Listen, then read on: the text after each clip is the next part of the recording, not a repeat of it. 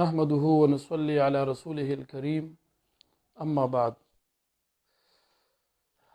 بعد فأعوذ بالله من الشيطان الرجيم بسم الله الرحمن الرحيم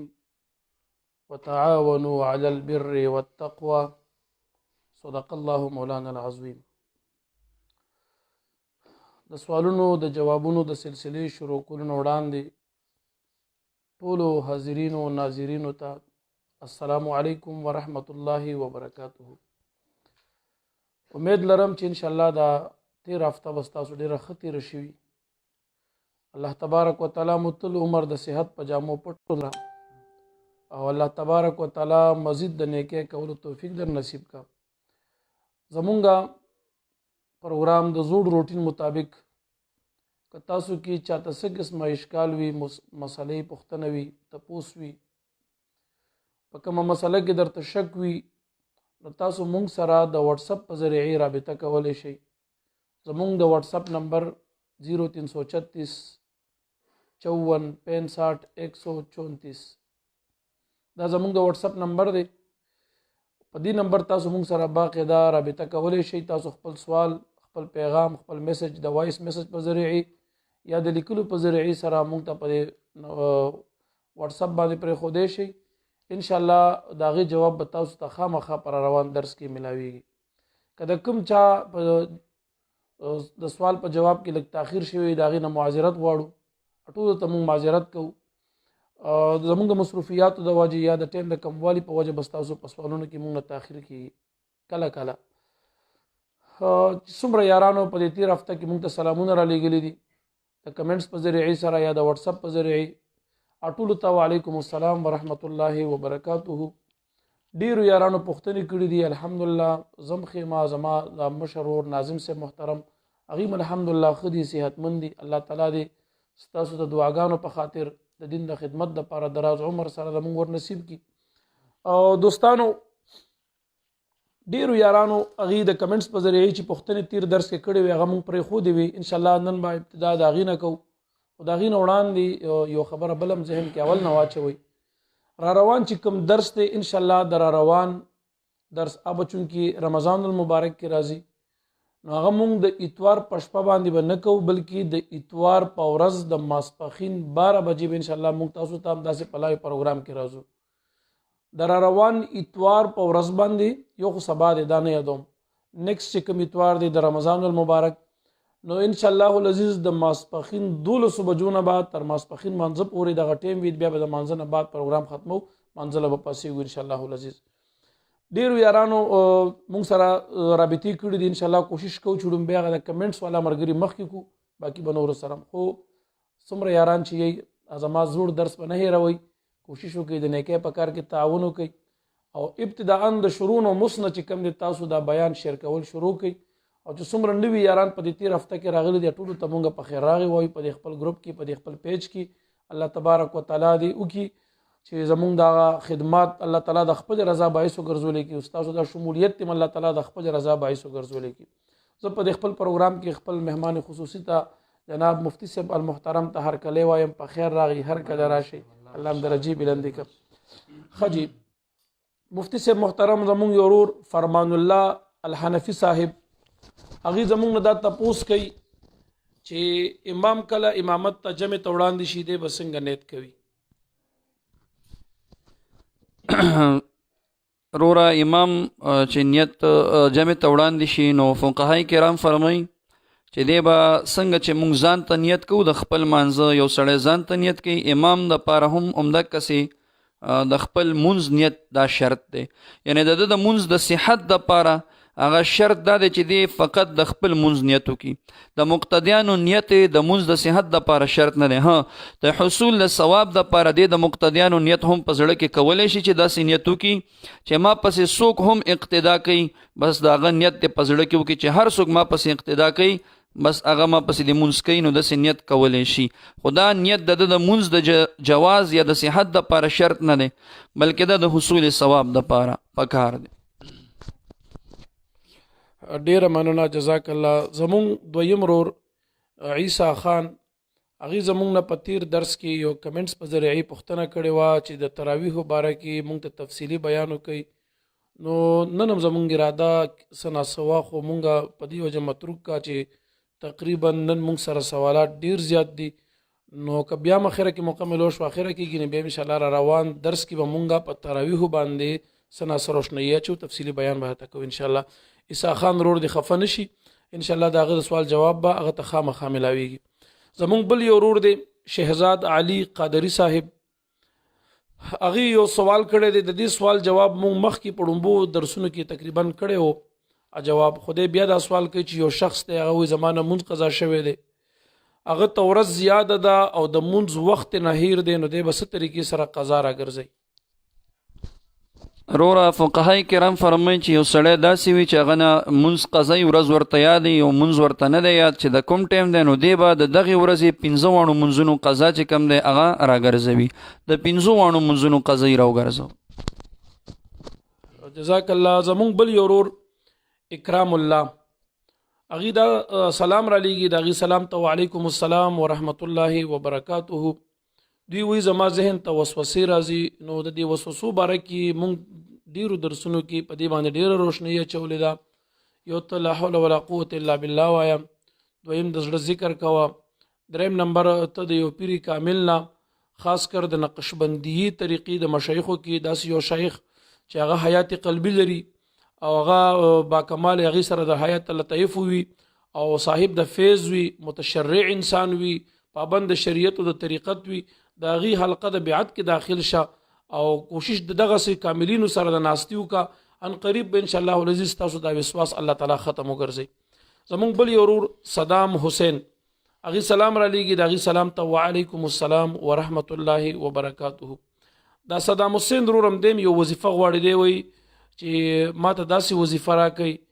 چې زما په هر یو مشکل اسان شي. مختصرا درته وایم، یو ځل نبی کریم صلی الله علیه وسلم مبارک ته یو صحابي راغی، وی قربان زه د نورو وظایفو سره سره په تاسو باندې درود ویل غواړم، د نورو وظایفو سره سره څلورمه حصه وخت په دې ته ورکم، د 3 حصې وخت په نورو وظایفو ته ورکم. مبارک ورته وایي چې ډیره ښه ده، خو که دا وخت زیات شي نو ستا دپاره بهتره ده. نو صحابي مبارک ورته وایي چې قربان بیا به 3 حصې وخت دا به درود شریف ته ورک، دا 2 حصې وخت به درود شریف ته ورکم، دا نیم وخت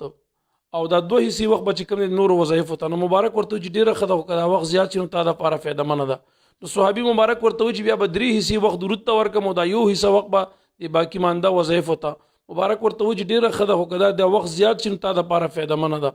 نو هغه صحابي مبارک اخره کې ورته وایي چې زه به دا تمام د نفلي عباداتو وخت د درود له ورکم. نو مبارک ورته فرمایي که تا دا کار وکړو نو ستا د دنیا او د آخرت د هر غم نه به تا دپاره الله کافي وګرځېږي، هر یو مشکل به د الله آسان کړي. او نو که ته درود شریف زیات په خپل وظایفو یا معمولاتو کې ونیسي، امید لرم چې الله تعالی به په ستا هر یو مشکل سهل او آسان وګرځولی کړي. درود شریف کثرت سره وایه. زمونږ بل یو ورور حذیفه خان، هغې پوښتنه کوي چې په انجکشن لګولو باندې روژه ماتیږي که نه ماتیږي؟ نو دی دا تپوس کړی دی انجکشن سره روژه ماتیږي یا نه ماتیږي؟ د دې تپوس دی ملګري کړی. حذیفه وروره انجکشن سره د روژې ماتېدل یا نه ماتېدل چونکې دا جدیده مسله ده، پخوا دا مسله نه وه، اوس را پیدا شوې ده. نو د دې دور علما، بعضې علما د دې قایل دي چې په انجکشن لګولو سره روژه نه ماتیږي، صحیح ده، او بعضې علما د دې قایل دي چې نه په انجکشن لګولو سره که هغه د رګ انجکشن وي، که د غوښې انجکشن وي او که ډریپونه وي، په دې ټولو سره چې کوم دی روژه دا ماتیږي. او من جمله د هغې نه د دیوبند په علماو کې یو عالم دین دی، اوس هم فی الحال ژوندی دی، مفتی مختار الدین صاحب نومیږي، هغې په دې باندې یو مستقل رساله لیکلې ده، ما سره پرته د اردو کې ملاویږي بم، هغه یو مستقل رساله لیکلې ده. هغه اقوال م راغستي د هغې علماو چې چا قول کړی دی چې روژه نه ماتیږي، د هغې علماو اقوال م راغستي دي چې څوک روژه پې باندې ماتیږي. آخر کې خپله فیصله کوي چې په انجکشن باندې روژه دا چې کوم دی بالکل ماتیږي. او زمونږ د دین بنا هم په احتیاط باندې ضروره. ګوره دا کم علما چې وایي چې انجکشن باندې روژه نه ماتیږي، او که د دې قول صحیح وي، هسې مثال په طور باندې ویم، او ته لاړې ډاکټر ته انجکشن ولګولو او د دې روژې تا بیا قضایي راوړه، نو که روژه پې نه هم ماته شوې، الله تعالی به تا ته د نفل و اجر و ثواب درکړي دغې قضایي باندې، او دا فرضي به دې فرضي شي. خو که چېرته د هغې علماو قول ټیک وي چې کوم علما وایي چې په انجکشن باندې روژه ماتیږي او ته ډاکټر ته لاړې انجکشن دې ولګولو او بیا چې کوم دی تا د هغې نورو علماو خبره منلې وه چې نه روژه پې نه ماتیږي او د دې قضایي دې رو نړه، نو دغه روژه خو تا نه پاتې شوه، قضایي دې ونه کا، نو د دې قضا چې تا رونړه د قیامت په ورځ به الله بیا د دې پوښتنه در نه کوي. نو د دین بنا په احتیاط ته لحاظه انجکشن باندې روژه ماتیږي، اجتناب ته وکوي. که چاته ضرورت وي، ضرورت په بنیاد باندې شریعت اجازت ورکړی دی لاړ شي انجکشن ووهه، پس د انجکشن نه که ستا ضرر دفع شو بیا تا بل داسې کار ونه کړو چې په هغې باندې روژه ماتیږي، صحیح شوه، نو بس د انجکشن نه وروستو خوراک مه کوه تر ماښامه پورې، دا روژه هم وساته او بیا د دې روژې قضایي هم راوړه. نو که دا روژه دې نه وه ماته شوې هغه قضایي والا به دې نفلي شي، او که دا دې ماته شوي وه هغه به دې قضا شي، او که نه انجکشن دې هم لګولو بیا هم ټیک نه شو یا تا ته د خوراک حاجت و ضرورت و، نو بیا د خوراک وکړه او بیا خو هسې روژه دې ماته ده، لہذا قضایي به بیا راوړې، نو احتیاط ورکې پکار. جزاک الله. بعض خلک داسې وي چې معمولی تکلیف پیدا شي د کلی ډاکټر وي یا داسې نږدې کوم ډاکټر وي کلینیک ته ورمنډه کي او انجکشن پې ولګوي یا ورته چې په سر مې درد دی یا مې طبیعت خراب دی یا لږه تبه ده، نو ډېر احتیاط وکوي د دیني امورو کې. موږ د دنیوي معاملاتو کې چې معمولی خدشه هم پکې د نقصان او تاوان وي هغه شي نه ډېر ځان ساتو، هغې کې احتیاط ډېر کوو، او چې پوهېږو دې ځي کې ماته نقصان دی یا تاوان دی د دنیا په لحاظ یا هغه شک او شیبه د تاوان پکې وي نو هغې نه هم ځان ساتو. د دین خو د دنیا نه ډېر غوره دی، ډېر بهتر دی، نو لہذا دا عبادات او دا د الله تعالی د مرض احکام دا ګپ ماغلی دا سیریس والی او دې کې ډېر احتیاط لګو کې الله پاک مبخم. ګل رحیم صاحب هغه سلام را لیږي د هغې سلام ته وعلیکم السلام. هغې وایي چې ادري یعنی قبرستان ته تلل څنګه دي، د مطلب به دی چې جایز دی یا ناجایز دی یا مطلب د عمل ثواب لري که نه لري. نو د قبرستان باره کې دی تپوس کوي چې مقبرې ته انسان تلی شي که نشي تلی. بالکل روره قبرستان ته سړی تلی شي د قبرونو زیارت دپاره. نبی کریم علیه الصلاة والسلام مبارک حدیث دی، صحابه کرامو ته فرمایي ما تاسو د زیارت القبور نه منې کړی وی ابتدا کې، اوس چې کوم دی تاسو څه کوئ د قبرونو زیارت کوئ او ځئ قبرونو ته. نبی کریم علیه الصلاة والسلام مبارک نه خپله چې کوم دی د بقي قبرستان ته ورتګ دا ثابت دی، مبارک په خپله به هم قبرستان ته تلی شي، بالکل جایز دی، بلکې د انسان ته مرګ ور یادوي او په دې سره انسان ته چې کوم دی وعظ او پند میلاویږي نو بالکل تلی شي، عدم جواز خبره نشته. جزاک الله. زه به دا مهم درته چې بحقي کې روایت دی مشکات شریف کې هم ذکر دی، نبی علیه السلام فرمایي چې چا مور او پلار دواړه یا یو وفات وي او دا بچی د هغې قبر له د جمعې په ورځ باندې زیارت لپاره ورشي، الله تعالی ورته مخکینی ګناهونه معاف کوي، یعنی صغیر ورته الله معاف کوي او دا بچی د نیکانو په ډله کې الله تبارک وتعالی شمار او حساب ګرځوي. ښه خبره ده، مبارک به د احد شهداو ته هم تللو او دغه رنګ صحابه هم دغه معمولو چې د نبي علیه السلام مبارک روضې ته به راتله، بي بي عایشه رضی الله عنها به راتله، به هر تقدیر مفتی سے مبارک جواب درکو زیارت قبور کې هیڅ ګناه نشته دی، غوره او بهتره خبره ده. په خوش په ورځو کې د ښه کار ثواب هم زیات دي، په خوش په ورځو کې خامخا د قبر زیارت لځئ، لکه د شب برات په شپه باندې تلل چې کوم دی بعضې علما لیکي مسنون دي، خو تېره شوي هم ده، خو مطلب مې دا دی په خوش په ورځو کې د ښه عمل ثواب زیات وي. سعید زرین صاحب هغې یو پوښتنه دا کوي چې یو هلک او یو جینۍ یو ځای پیس کړي دي، د دغه هلک یا د جینۍ کشر رور دی یا کشران دي، د دې نه کشر هلک او کشر جینۍ دا یو بل سره نکاح کولی شي که نشي کولی؟ د ده سوال مجمل دی. که ستا مقصد دا وي چې یو هلک او یو جینۍ یو ځای پیوس کړل، اوس د دغه هلک کشر رور د دغه جینۍ د کشر خور سره نکاح کولی شي که نشي کولی؟ نو دې وضاحت ووره. دې دا مفتی صاحب مبارک د دې سوال داسې دی وي چې یو هلک او یو جینۍ یو ځای پیوس کي، نو کشر هلک او کشر جینۍ سره یو ځای بیا نکاح کولی شي. د سوال تقریبا دغسې کړی دی، خو مقصد به د دا وي چې یو هلک د یو زنانه سینه وروله یا یو جینۍ د یو ښځې سینه وروله، د دغه جینۍ کشر خور د هغه هلک کشر ورور سره نکاح کولی شي که نشي کولی؟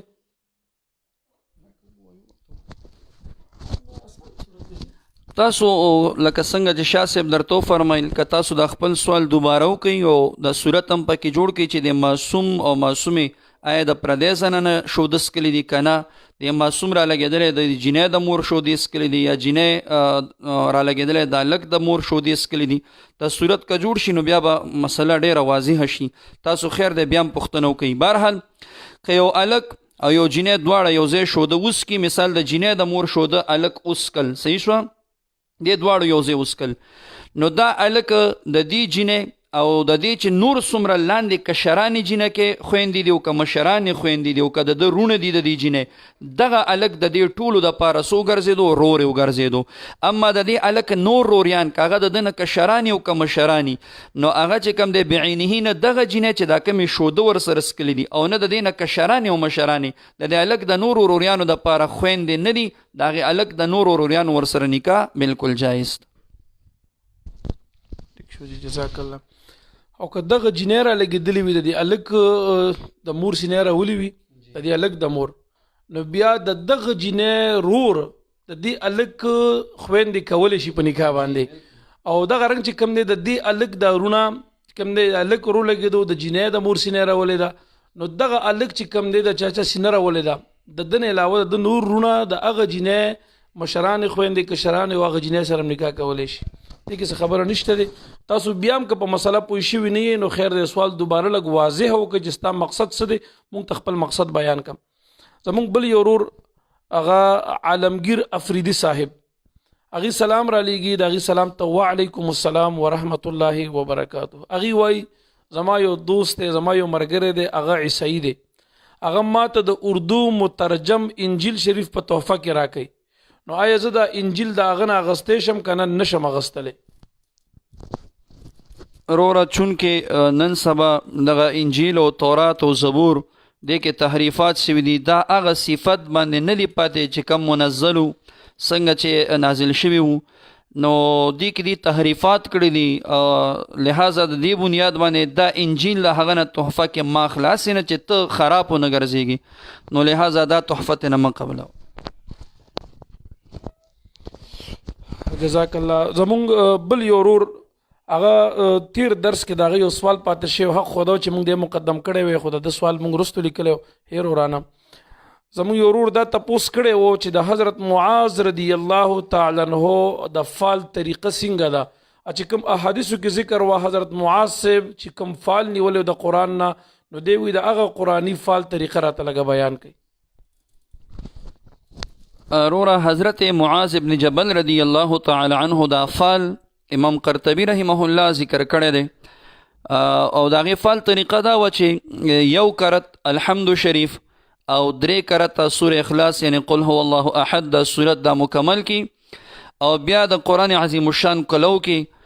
د قرآن عظیم الشان د خي طرف دا پاڼه د دې اوله کرخې کې چې کم آیت وي د هغې چې کم مفهوم او کم مقصد او کم معنا وي هغه بستا فال وي. دغه طریقه د فال د حضرت معاذ سے بعضی مفسرینو څه کړې ده هغه بیانه کړې. خدي جزاک الله. مفتی صاحب محترم زمونږ بل یو ورور په تیر درس کې هغې یو سوال کړی د هغې سوال هم تقریبا پاتې شوی موږ ته یاد شو.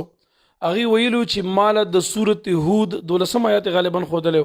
چې د سورت هود شریف د هغه فلاني آیات ترجمه راته لږه بیان کړي نو هغه د سورت هود د ترجمې متعلق هغې موږ نه غوښتنه کړې وه نو که دا ترجمه لږه بیان شي غوره او بهتره به وي.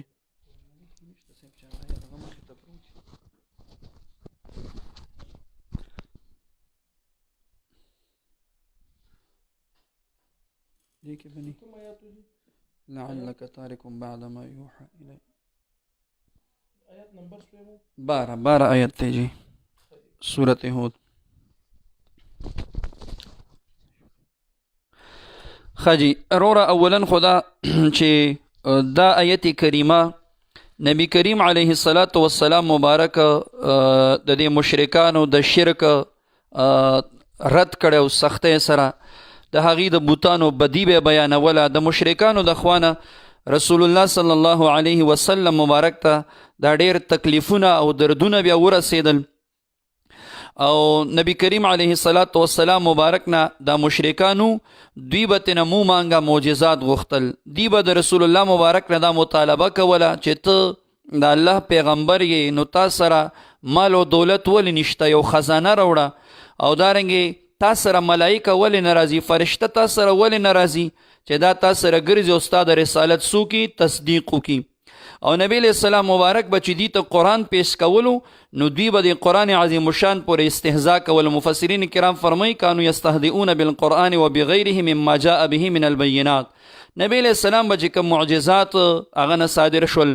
او قرآن عظیم الشان آیتونه به د مشرکانو ته ویل، نو دوی به نبی علیہ السلام د قرآن عظیم الشان پورې به استهزاء کوله. نو د دې استهزاء په بنیاد باندې د نبی کریم علیه السلام مبارک سینه به تنګېده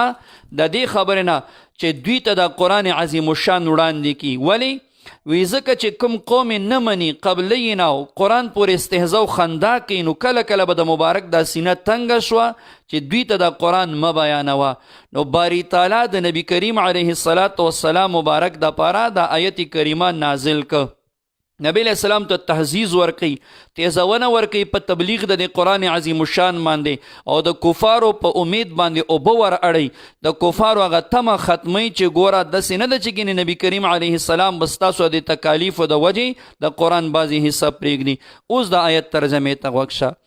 الله فرمایي فلعلک تارک بعد ما یوحى، فلعلک شاید چې ته تارکن پرېښودونکی بعد ما یوحى ځینې ما د هغه قرآن یوحا چې وحی کولی شي الیک تا ته یا رسول الله صلی الله علیه وسلم، وضائق به صدرک، وضائق او تنګیږي به پر تبلیغ د قرآن عظیم الشان باندې صدرک سینه مبارک استا ای زما محبوبه. او دا ولی تنګیږي؟ ان یقولوا لولا انزل علیه کنز، د ان مخکې لام اجلیه مقدر دی، لئن یقولوا د دې وجه نه چې وایي دا مشرکان لولا انزله ولی نشي نازله ولی علیه په رسول الله مبارک باندې کنزون یو خزانه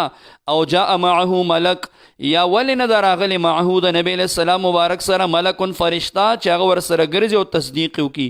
نو الله تعالی ورته فرمایي انما انت نذیر، ای زما محبوبه ته خو صرف فقط سې دی لره یرونکی یې، والله علی کل شیء وکیل، او الله جل شانه علی کل شیء په هر یو څیز باندې وکیل، هغه چې کم دی وکیل دی، ذمہوار دی، حفاظت کوونکی.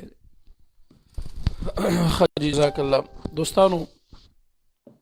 څومره هم دنه کېدی شي نو دا پروګرام مخکې شیر کړئ د ملګرو سره. ما بار بار دا خبره تاسو ته کړې وه، کېدی شي په دې کې یو مسله داسې وي چې هغه څوک اوري د هغې په زندګي بدله شي، کېدی شي په دې باندې چاته ډېر خیر ورسېږي، کېدی شي د دې د وجې نه یو انسان دیندار وګرځېږي، د هغه سره په دیندارۍ کې تاسو تعاون کړی وي، نو ستاسو څه خیال دی چې د دې به څومره اجر الله تعالی درکوي په دې شیر کولو باندې، د هغه سره په نیکه کار کې امداد کولو باندې. خاص کر دا پروګرام په ګروپونو کې ځان سره شیر کړئ. تاسو چې کوم ګروپونو ځان سره لایک کړي دي یا د کومو ګروپونو کې تاسو یې څومره انوال شوي یې، نو مطلب مې دا دی چې د دې ګروپونو یو نیک مقصد وګرځوئ. دا چې څومره د دین دپاره د نیکۍ دپاره جوړ شوي دي هغه ټولو کې دا شیر کوئ یې د خپلو ایډیانو نه، د خپلو پیجونو نه بار بار. او چې څومره نوي یاران زموږ دې پروګرام ته راغلي دي هغې ته موږ د ډنه هرکلی وایو، په خیر راغې ورته وایو. الله تبارک وتعالی دې وکړي چې د دې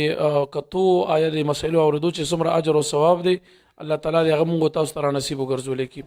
د دین یو مسله زده کول په دې کې خو تاسو ته بار بار علم دی چې څومره اجر او ثواب دی پکې. نو د دې کوشش دام کوئ چې دا نیمه ګنټه یا 40 منټ دا به کم یا زیات دا به باقي وي، دا لږ وخت تاسو موږ سره په دې بیان اورېدو کې تیر کړئ. دې کې به ډېرې مسلې داسې وي چې هغې سره به انشاءالله ستاسو په علم کې ډېر اضافه وشي، ډېرې معلوماتي خبرې پکې مخکې راتلونکي دي، ډېر عجب عجب سوالونه دي، انشاءالله تاسو به ترې ډېر خیر او فایده حاصله کوئ. زموږ د واتساپ نمبر ځان سره یاد وساتئ 0336 54 65 134 یعنی 0 3 شپږ او بیا 15 څلور شپږ 15 او 1 3 څلور، دغه زموږ د واتساپ شمیره او نمبر دی. تاسو کولی شئ چې د واتساپ په ذریعې باندې زموږ خپل سوالونه وکړئ، تپوسونه پوښتنې رانه وکړئ او انشاءالله العزیز د هغې جواب به تاسو ته خامخا ضرور به ضرور ملاویږي. زموږ بل یو ورور هغې سلامونه را لېږلي دي، د هغې سلام ته وعلیکم السلام ورحمت الله وبرکاته. هغې سلام شیخ القرآن والحدیث جناب ابو منصور سید محمد ایاز علی شاه باچا صاحب حافظه الله تم سلام را لېږلی دی. انشاءالله ستاسو سلام به موږ باچا صاحب محترم ته ورسو. دوی یو پوښتنه دا کړې ده د باچا صاحب محترم نه چې هغې دا تپوس کوي چې یو سړی وفات شو، د ده د سوال په مقصد موږ نه یو پوهی ته دا خپل سوال دی وره ستا دغسې لیکلی دی موږ یې بیانو درته، خو دا سوال ته دوباره وکړي نو بهتره وی. دوی دا وایي چې یو شخص وفات شو، د هغه په ورثو کې یو زوی دی او یو لور ده، دا دوه وارثانې دي او د دې سړي نه په وراثت کې 13 مرلې ځمکه پاتې شوه، 30 مرلې ځمکه پاتې شوه. په دغه 30 مرلو کې د زوی به څومره رسي؟ نو د بیا ویلي چې 20 مرلې به د زوی رسیږي. ټیک شو، ځکه دا لږ 2 برخې دي او جنۍ ته به 10 مرلې رسیږي. ټیک خبره ده. 10 مرلې د لور شوي، 20 مرلې د زوی شوي. دغه وارثان دي، نور وارثان نشته او دغه ترکه و 13 مرلې وي. اوس د دې سوال دی دا وایي چې د جنۍ ته 10 مرلې ملو شوي، الګ ته 20 مرلې ملو شوي. اوس دا جنۍ واده شوه، په داسې الګ باندې واده شوه چې هغه غریب دی، هغه سره یو مرله ځمکه هم نشته دی. د جنۍ واده شوه په هغه باندې. نو اوس دغه جنۍ ته په خپل حصه ملو نشوله. نو دی وایي د دې د شریعت په رڼا کې موږ ته جواب راکوي. دې جنۍ ته خو الریډي 10 مرلې د پلار نه ملو شوي، ته څنګه وایي چې دې ته ملو نشوه؟ که ستا دا مقصد وي چې د خاوند نه ورته حصه ملو نشوله، دا د مقصد دی، نو ته د خپل سوال لږ دوباره بیا وکړه. د وراثت باره کې به انشاءالله تا ته پوره مطمئن مدلل جواب ملاویږي که خدای ته منظوره وه. خفه نه شئ. زمونږ بل یو ورور محمد نعیم، هغې سلام را لیږي. د هغې سلام ته وعلیکم السلام ورحمت الله وبرکاته. د بډبیرې نه هغې دا تپوس کوي چې یو سړی د مانځه په دوران کې غاړه تازه کړي. غاړه تازه کول د مانځه دوران کې دا څه حکم لري؟ دی کې ګورې اکثریت عوام واقع دي. د دې مسلې مختصرا جواب دی، خو تاسو لږه توجه زیاته برابره کوي ورته. د مانځه په دوران کې غاړه تازه کول دا څنګه دي؟ آیا د امام د پاره جایز دي یا مقتدی د پاره جواز لري که نه؟ او بل دا تپوس هم کوي مفتی صاحب مبارک، دی وایي چې په غاړه تازه کولو خو مونځ ماتېږي، نو آیا دې سره اودس هم ماتېږي که نه ماتېږي؟ روره د غاړې تازه کولو باره کې فقهای کرام فرمایي که چرته د عذر په بنیاد باندې وا، لکه مثال د انسان دی مری ته بلغم راشي او بیا د قرآن عظیم الشان په تلاوت باندې قادر نه وي، نشي کولی، نو په دغه صورت کې کته مثال امام یا خو به اسم تازه کوي، تازه کولی شي. یا یو سړی ځان ته منفرد دی، ځان ته مونځ کوي او هغه هم په ځان ته چې سړی مونځ کوي تلاوت کوي او دا معامله ورسره پیښه شوه، نو بیا بالکل تازه کولی شي. اما مقتدی نو مقتدی باندې خو څه نشته، قرائت نشته دی، اخو غلی ولاړي، هغه ته دا عذر نه پیښیږي. یا یو سړی امام دی، امامت کوي، نو فقهای کرام فرمایي د تحسین الصوت دپاره، د خپل اواز د ښایسته کولو دپاره، یا بل داسې غرض وي په هغې کې، لکه مثال په طور باندې یو څوک راغی، ته هغه ته اعلام ورکې، خبرداری ورکې چې زه په مونځ کې یم، هغې دپاره غاړه تازه کول، دغه اعذار او عذرونو په بنیاد باندې غاړه تازه کول دا چې کوم دی جایز دی، په دې سره مونځ نه ماتېږي. اما بغیر د عذر نه چې عذر نه وي، نو ګوره مقتدي ته عذر نشته، خو ځان ته شاته ولاړ دی، امام پسې قرات مرات په هغه باندې نشته چې اواز ښایسته کړي یا چې کوم دی اواز یې بند شوی دی. نو بغیر د عذر نه غاړه تازه کول، فقهای کرام فرمایي که چېرته د غاړې تازه کولو د وجې نه حروف پیدا شول، څه حروف، لکه یو سړی اح داسې وکړي یا احو کړي او حروف پیدا شول، نو بیا فقها فرمایي په دې باندې مونځ بالکل چې کوم دی مات دی، فاسد دی د سره به کې. او که بغیر د عذر نه چا غاړه تازه که په منځه کې حروف پیدا نشول، نو مونځ ماتېږي نه، لیکن بیا هم دا کار څه دی، مکروه دی، بغیر د عذر نه به نه کوي. پاتې شو د اودس مسله، اودس پې باندې نه ماتېږي. جزاک الله. زمونږ ډېر عوام وروڼه داسې دي چې هغه بغیر د عذر نه، بغیر د احتیاج نه غاړې تازه کوي، نو د خپل منځونه مه فاسدوئ. عموما حروف هم په دې کې بیا ادا کېږي، نو لږ په دې خپل منځونو باندې نظر ثاني وکړئ، لږ په دې خپل حال لږ نظر وکړئ. که کوم سړي دا عادت وي چې په منځه کې بار بار غاړه تازه کوي، نو هغه یې دې نه اجتناب وکړي. مقتدي عموما چې امام پسې ولاړ، امام قرات کوي، نو دغه وخت یې خاموش وي. که په تحیتو کې ناست ته قرات نشي کولی، تسبیحات نشي ویلی، نو دغه وخت کې بیا خیر دی، ستا عذر راغو مقتدي دپاره هم. او چې نه دا نه وي او بغیر د خاموش ولاړ دی، امام قرات کوي، دی په دغه وخت کې غاړې تازه کوي، بعضې سړي ډېر سخت عادتونه دا ګرځېدلي وي، نو هغه بیا نه ده پکار. زمونږ بل یو ورور محمد سعید د لاهور نه، هغې سلام را لیږي. د هغې سلام ته وعلیکم السلام ورحمت الله. هغې وایي چې د مازدیګر او د ماسخوتن د مانځه نه وړاندې کوم سنت غیر موقت دی، که دا یو انسان نه ترک شي، نو دی د دې په ترک باندې ګناهګار دی که نه دی؟ او دویم شق د سوال دا دی چې دی وایي د دغه سنت و غیر زوایدو د ادا کولو طریقه څه ده، په څه طریقې سره به دا ادا کولی شي؟ سعید روره، چونکې دا سنت غیر موقت یعنی مستحبات دي، مستحبات، او د مستحباتو په ترک سره سړی ګناهګاریږي نه. که ټول عمر هم یو سړی دا نه کوي، مثال د مازدیګر د منځه نه قبلي یا د ماسخوتن د منځه نه مخکې، نو په دې سره ګناهګاریږي نه. او که چاو که ثواب پکې ملاویږي. او پاتې شو د ادا طریقې، نو مکه طریقه ده چې کم د نورو نوافلو د ادا کولو طریقه ده، مکه سي طریقه ده، په هغه طریقه باندې ادا کیږي، عام نفلونه چې کومه طریقه باندې کیږي. حاجی جزاک الله. زمونږ بل یو ورور مونږ ته سلام را لېږي، د هغې سلام ته وعلیکم السلام. هغې وایي چې د فرض مون نه بعد اللهم انت السلام دغه مقدار باندې کېناستل دا څنګه دي، یا دې نه زیات کېناستلو څه حکم دی، او د سنتو نه بعد په جمع باندې هیئت اجتماعي باندې دعا کول دې دپاره څه دلیل وغیره دا مونږ ته بیان کوي. وروره دغه سوال خو مونږ بار بار پوښتلی شوی دی مونږ نه چې کم فرضو نه رستو سنت وي د هغې نه رستو ډېر کېناستېدل د اللهم انت السلام د اندازې نه زیات کېناستېدل دا مکروه دي. زمونږ چې د فقه کم یو کتاب هم رالی تاسو دلیل غوښتی دی، که نورالضا رالی د نورالضا نه واخله تر فتاوو پورې، شامی پورې، که شامی رالی، که علمگیری رالی، که بحر الرائق رالی، که فتح القدیر رالی،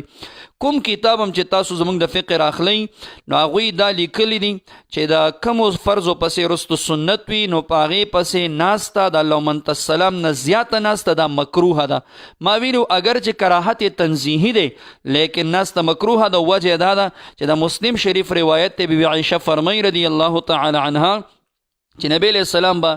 د فرض مانځه نه رستو نه کېناستېده مګر په قدر د اللهم انت السلام ومنک السلام الی آخره دومره به کېناستېده. او نور روایاتو کې چې کم کې راځي چې فرضو نه پس به کېناستېده، تسبیحات به ویل. بیا زموږ فقها تطبیق کوي چې دې نه مراد هغه فرایض دي چې کومو پسې سنت نو هغې کې به کېناستېده، چې کومو پسې سنت و هلته د بی بی عایشې رضی الله تعالی عنها مبارک روایت څه دی هغه ټیک دی، هغه فټ کېږي، هلته به بیا مبارک چې کم دی نه کېناستېده. نو حکم یې دا دی چې ناسته د اللهم انت السلام یا د دې په مقدار نور سبق ویل د دې نه زیاته ناسته بیا مکروه ده په کراهت تنزیحي سره. پاتې شو د سنتو نه بعد چې کم دی هیئت اجتماعي سره دعا. نو زمونږ فقهاو دا هم ذکر کړی ده، ته نورالضا راواخله 80 نمبر صفحه ده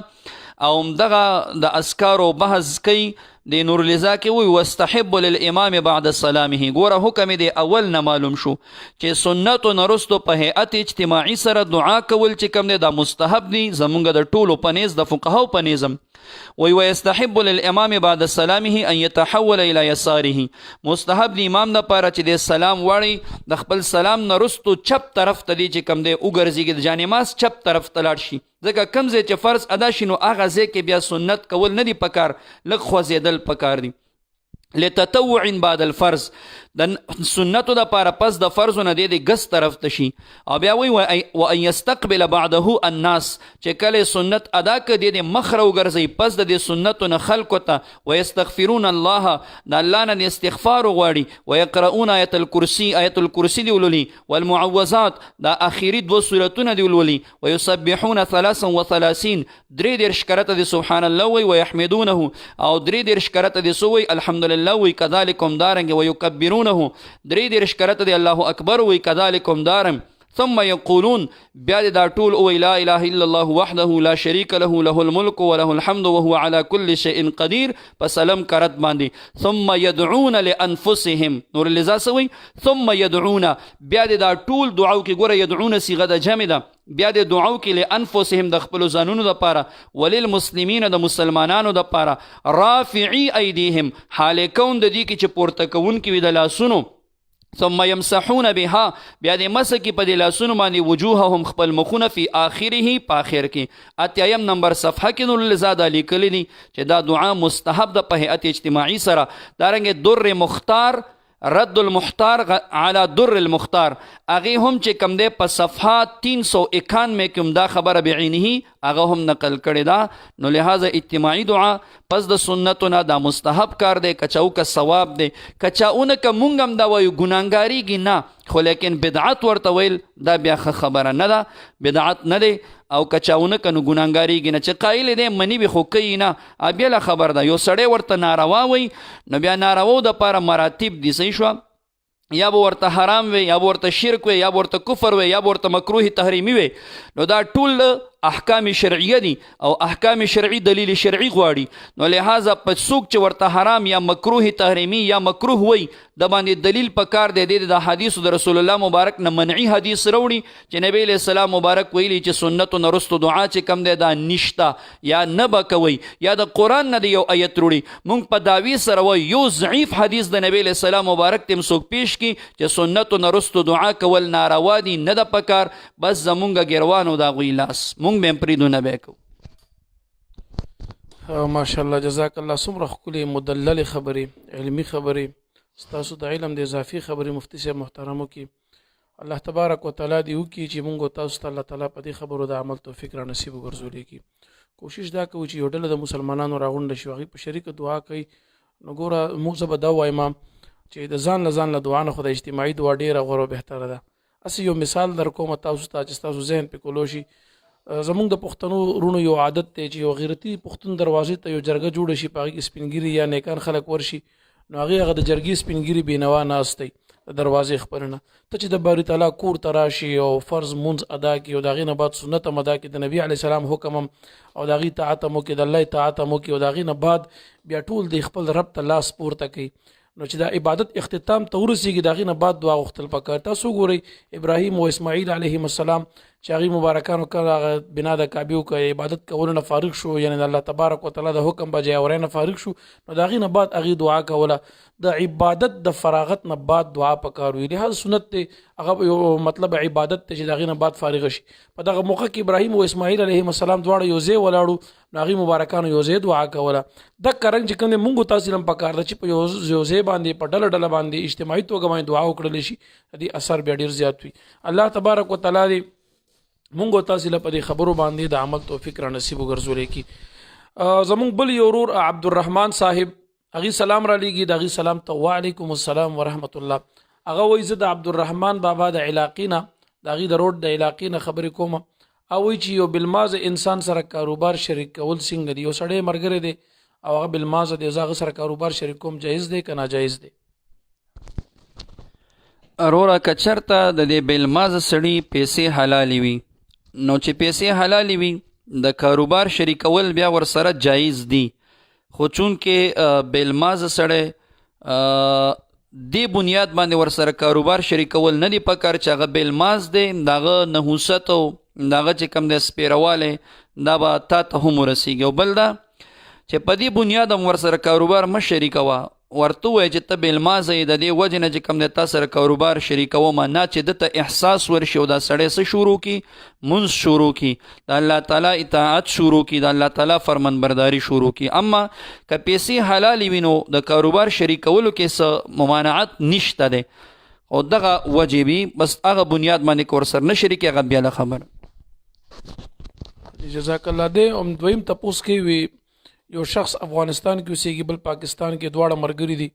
او دا یو ملګری وفات شي افغانستان کې دفن شي، دا بل ملګری وفات شي پاکستان کې دفن شي،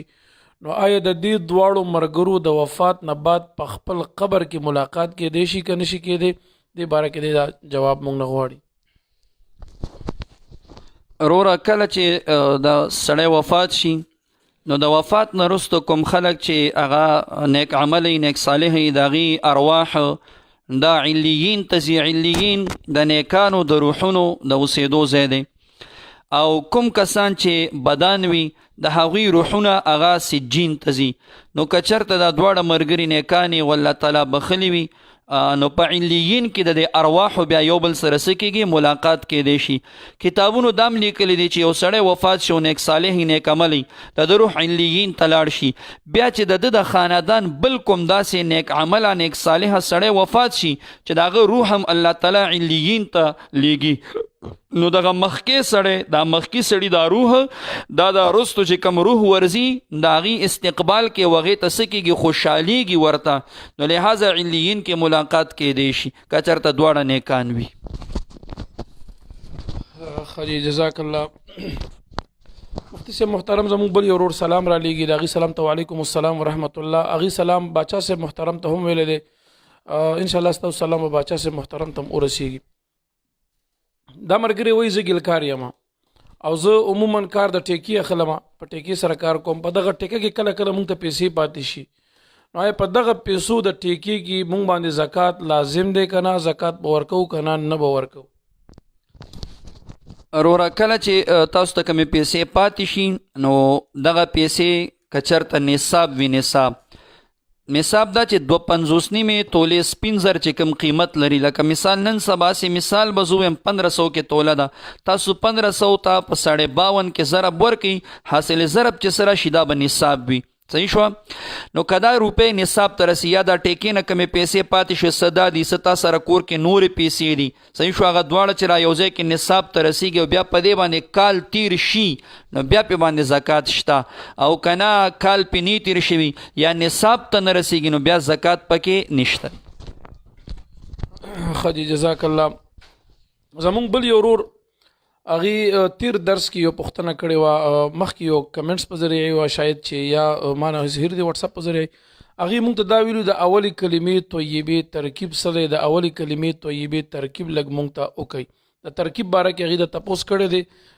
د نحوې سره به شوق شاید زیات وي ښه ده دا نور یاران به هم ووري که څوک طلبا یا علما پکې وي د هغې په علم کې هم لږ ډېر اضافي وشي انشاءالله. اولا خو به دا ووایي چې دا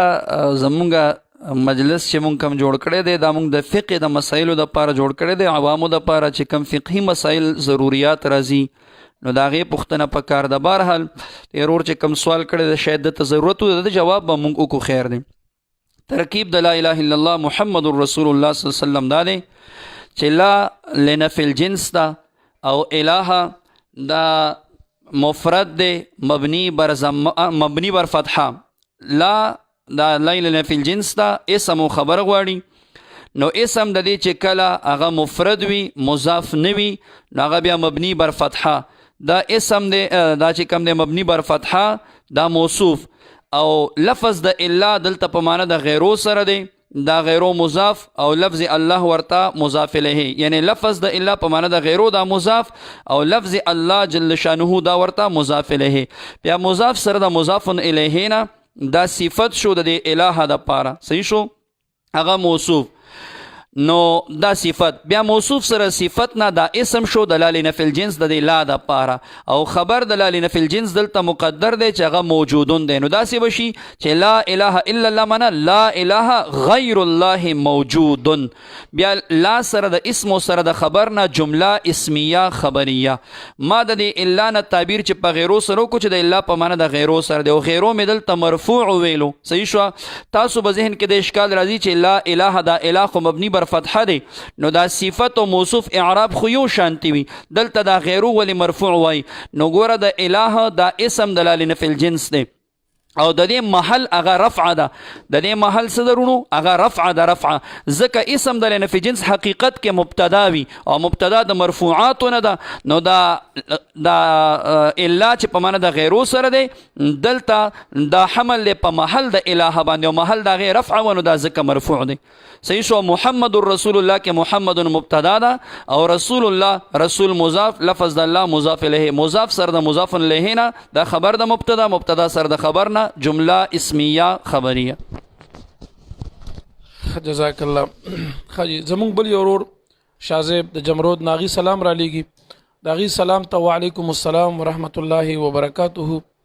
دوی یو ګلم کړی دا چې زمونږ دوه سوالونه تیر درس کې پاتې شوي د یو جواب غالبا شوی نو زه به دا وایم چې ستا سوالونه مونږ ته رسېدلي نو ما دا اوس دی تیر هفته کې دا مونږ وکړه چې دا اوس کوم هفته تېره شوه هغه مخکې درس نه مونږ ته ستا سوالونه مونږ ته شاید نه دي رسېدلي والله عالم چې څه وجه نو ستا سوالونه چې دا کم پاتې دي انشاءالله د هغې هر جواب به مونږ لبیږو ته خو زمونږ خوښ په دی چې ستا سوالونه ستا خبرې ماشاءالله سنجیده وي ستا سوالونو کې مطلب د عوامو دپاره هم ډېره معلوماتي خبرې راځي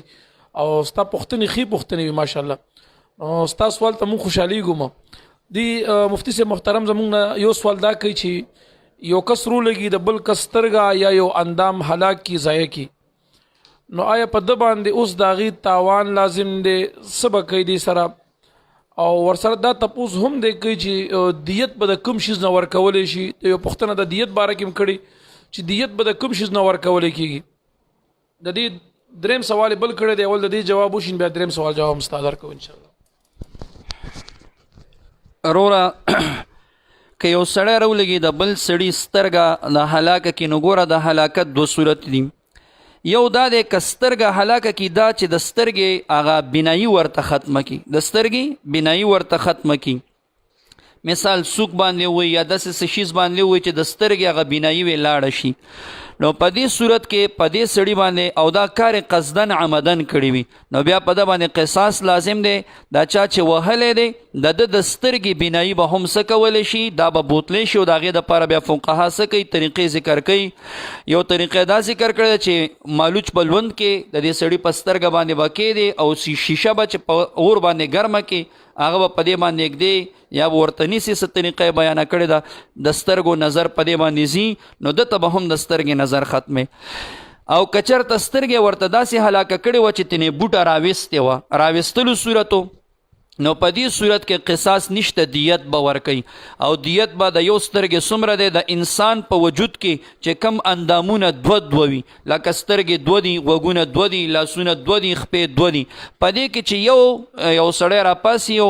مسلمان ته دا یو اندام تلف کی نو بیا به نیم دیت ورکوي. نو لحاظه په یو سترګه کې نیم دیت به بیا ورکوي.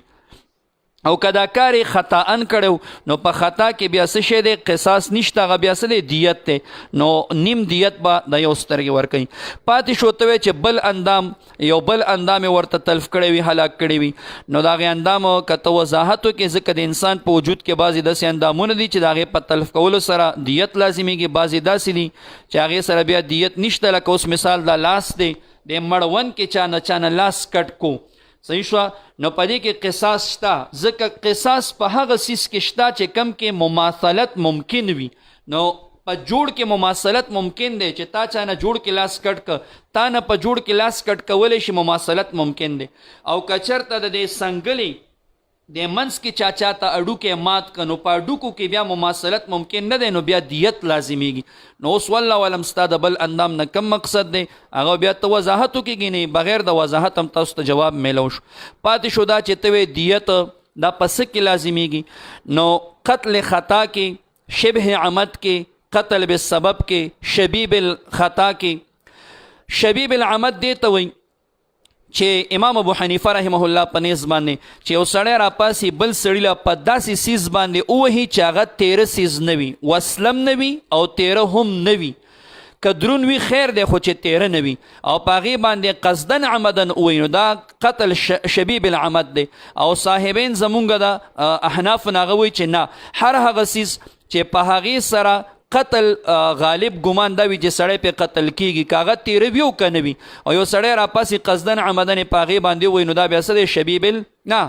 شبیب العمد د صاحبینو په نیز دا دی چې یو سړی په داسې سیز باندې بل سړي لره ووایي چې غالب ګمان کې د هغې نه قتل نه کېږي، لکه په امسا باندې ووالو یا په کوړه باندې ووهلو او دا سړی د هغې نه مړ شو، نو دا شبیب العمد دی، په دې کې دیت لازمیږي. قتل په خطا کې، قتل خطا کې هم دیت دی. قتل خطا دا چې تا یو سیز باندې ګمان وکړو، مثال د ښکار هغه چې ته ویشتو هغه سړی، نو دا قتل خطا دی. یا تا نښه ویشته او نښه د خطا شوه سړی ولګېدو، دا قتل خطا دی، دې کې هم دیت دی. قتل بالسبب دا لکه مثال په طور تا په لاره کې کوې وکنلو خو خپل ملک تی نه دی، په غیر ملکیت کې د کوې وکنلو او په هغې کې یو سړی پرېوتو مړ شو، دا قتل بالسبب دی، په دې کې هم دیت لازمیږي.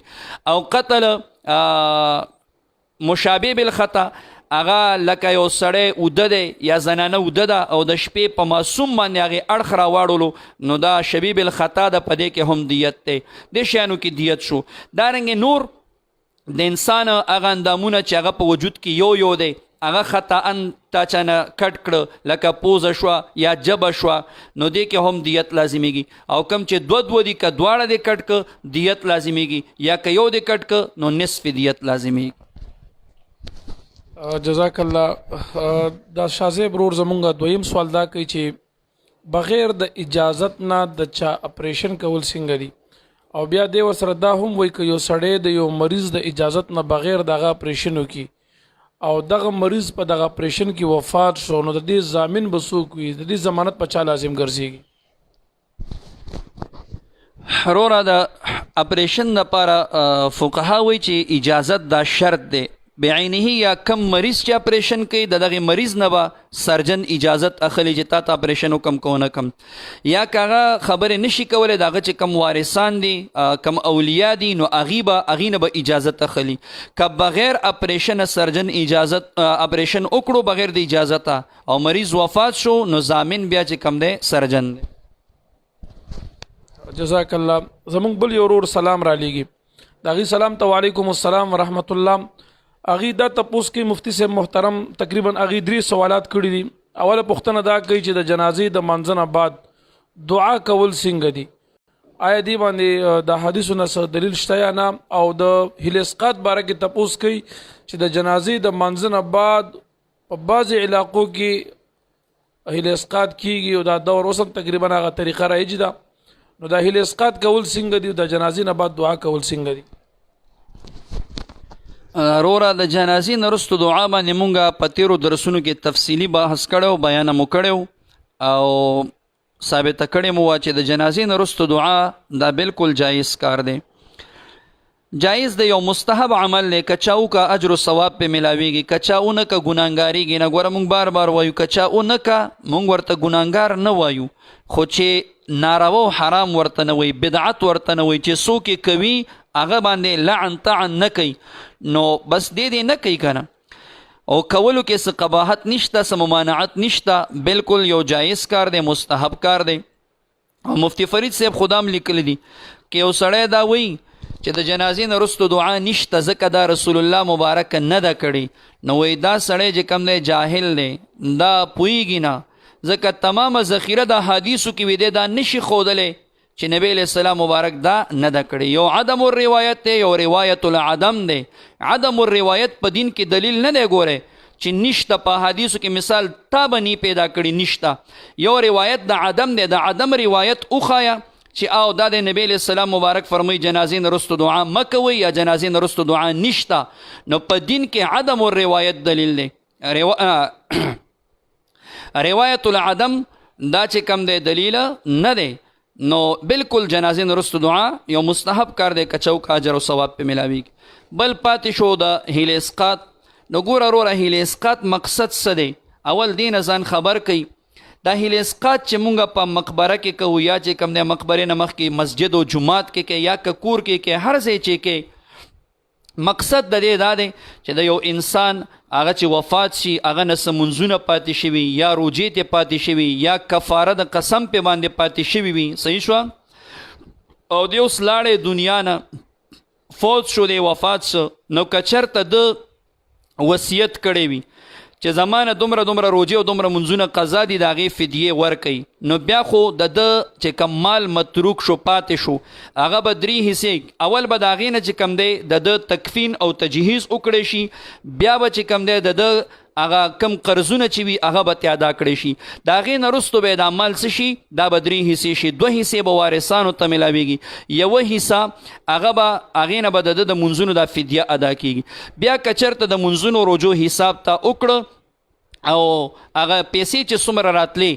د مال د 3 حصې نه اکه پیسې پوره کېدې بلکې زیاتېدې هم تی، نو بیا هیلې اسقاط ته ضرورت نشته، هغه پیسې به ورکې، غاړه به ورته خلاصه کې، کم مال چې پاتې شه هغه به هم وارثانو ته ورکې. او که چېرته د ترکې هغه 3 حصه هغه نه کافي کېده د منځونو فدیې او د رجوع فدیې ته، نو بیا فقها په دې صورت کې وایي څه ورته وکړه؟ هیلې اسقاط ورته وکړه. هغه چې کومې پیسې دي د ترکې 3 حصه هغه راوالي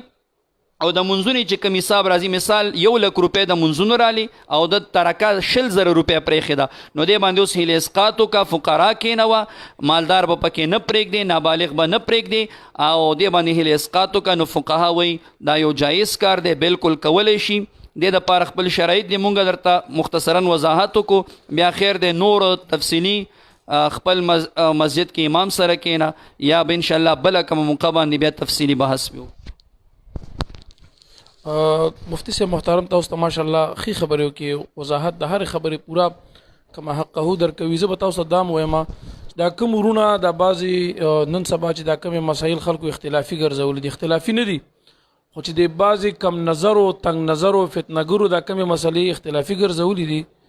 او دغه مسله کې بیا تاسو عمیق تحقیق غواړئ، نو تاسو لږ مهرباني بیا وکړئ د وټساپ په لاره باندې مونږ ته بیا ووایي چې مونږ له فلانې دلیل راکړه. هغې کې زمونږ د مشایخو د اساتذو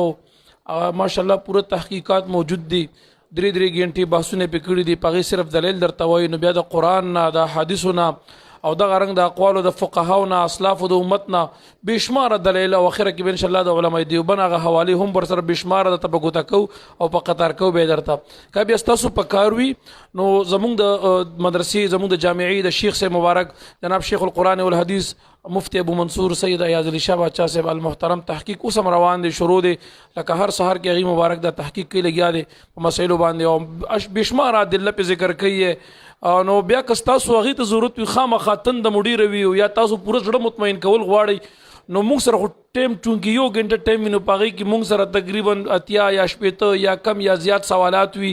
دا غټول سوالونه باندې چې موږ یو منټه ورکوو چې شپېته سوالونه شپېته یو غنټه خو پاغي نیول شي مثال له خبرې ومنو موږ سره دی کې ټیم کم دی که تاسو کې د چارجړه ته په دې خبرو تسکین بیا هم نه رسیدلې نو تاسو مهرباني دا وکړئ چې موږ سره د واتس اپ په لار باندې بیا لږ رابطه کوئ ان شاء الله که د کتاب هغه سکرین شاټ غواړئ هغه نه په فوټو د توباسو هم د بیا د مرګره درلیږي تاسو بیا کتاب په خپل باندې حواله کته شي او کاغه مونږ په کار صرف په موږ اعتماد وینم مشره د کتاب عبارت هغه حواله ارس او موږ چې دا کم مسله یو کو ننم ذمہوار او سل کاله بعدم ذمہوار د امید وړاندې ذمہوار او د هر قسم مولا د وړاندې د خپل مسلې ان شاء الله بیا ذمہوار یو خجی تاسو پوره اطمینان لري الحمدلله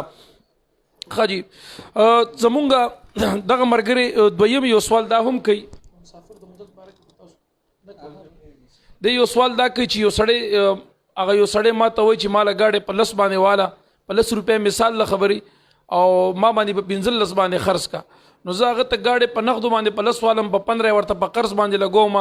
دا جایز دی کنه دی جایز د دې سوال جواب خو مخ کې په قراتو تیر شوی دی مختصرا بیا موره روره چې تیزان ته په نقد باندې تیزان ته واخلې په 10 روپے او بیا دغه غاډه ته په دې صاحب باندې خرڅه په 15 په کش بالکل جایز ده کول خدای دې مرګري درېمي سوال کړی دی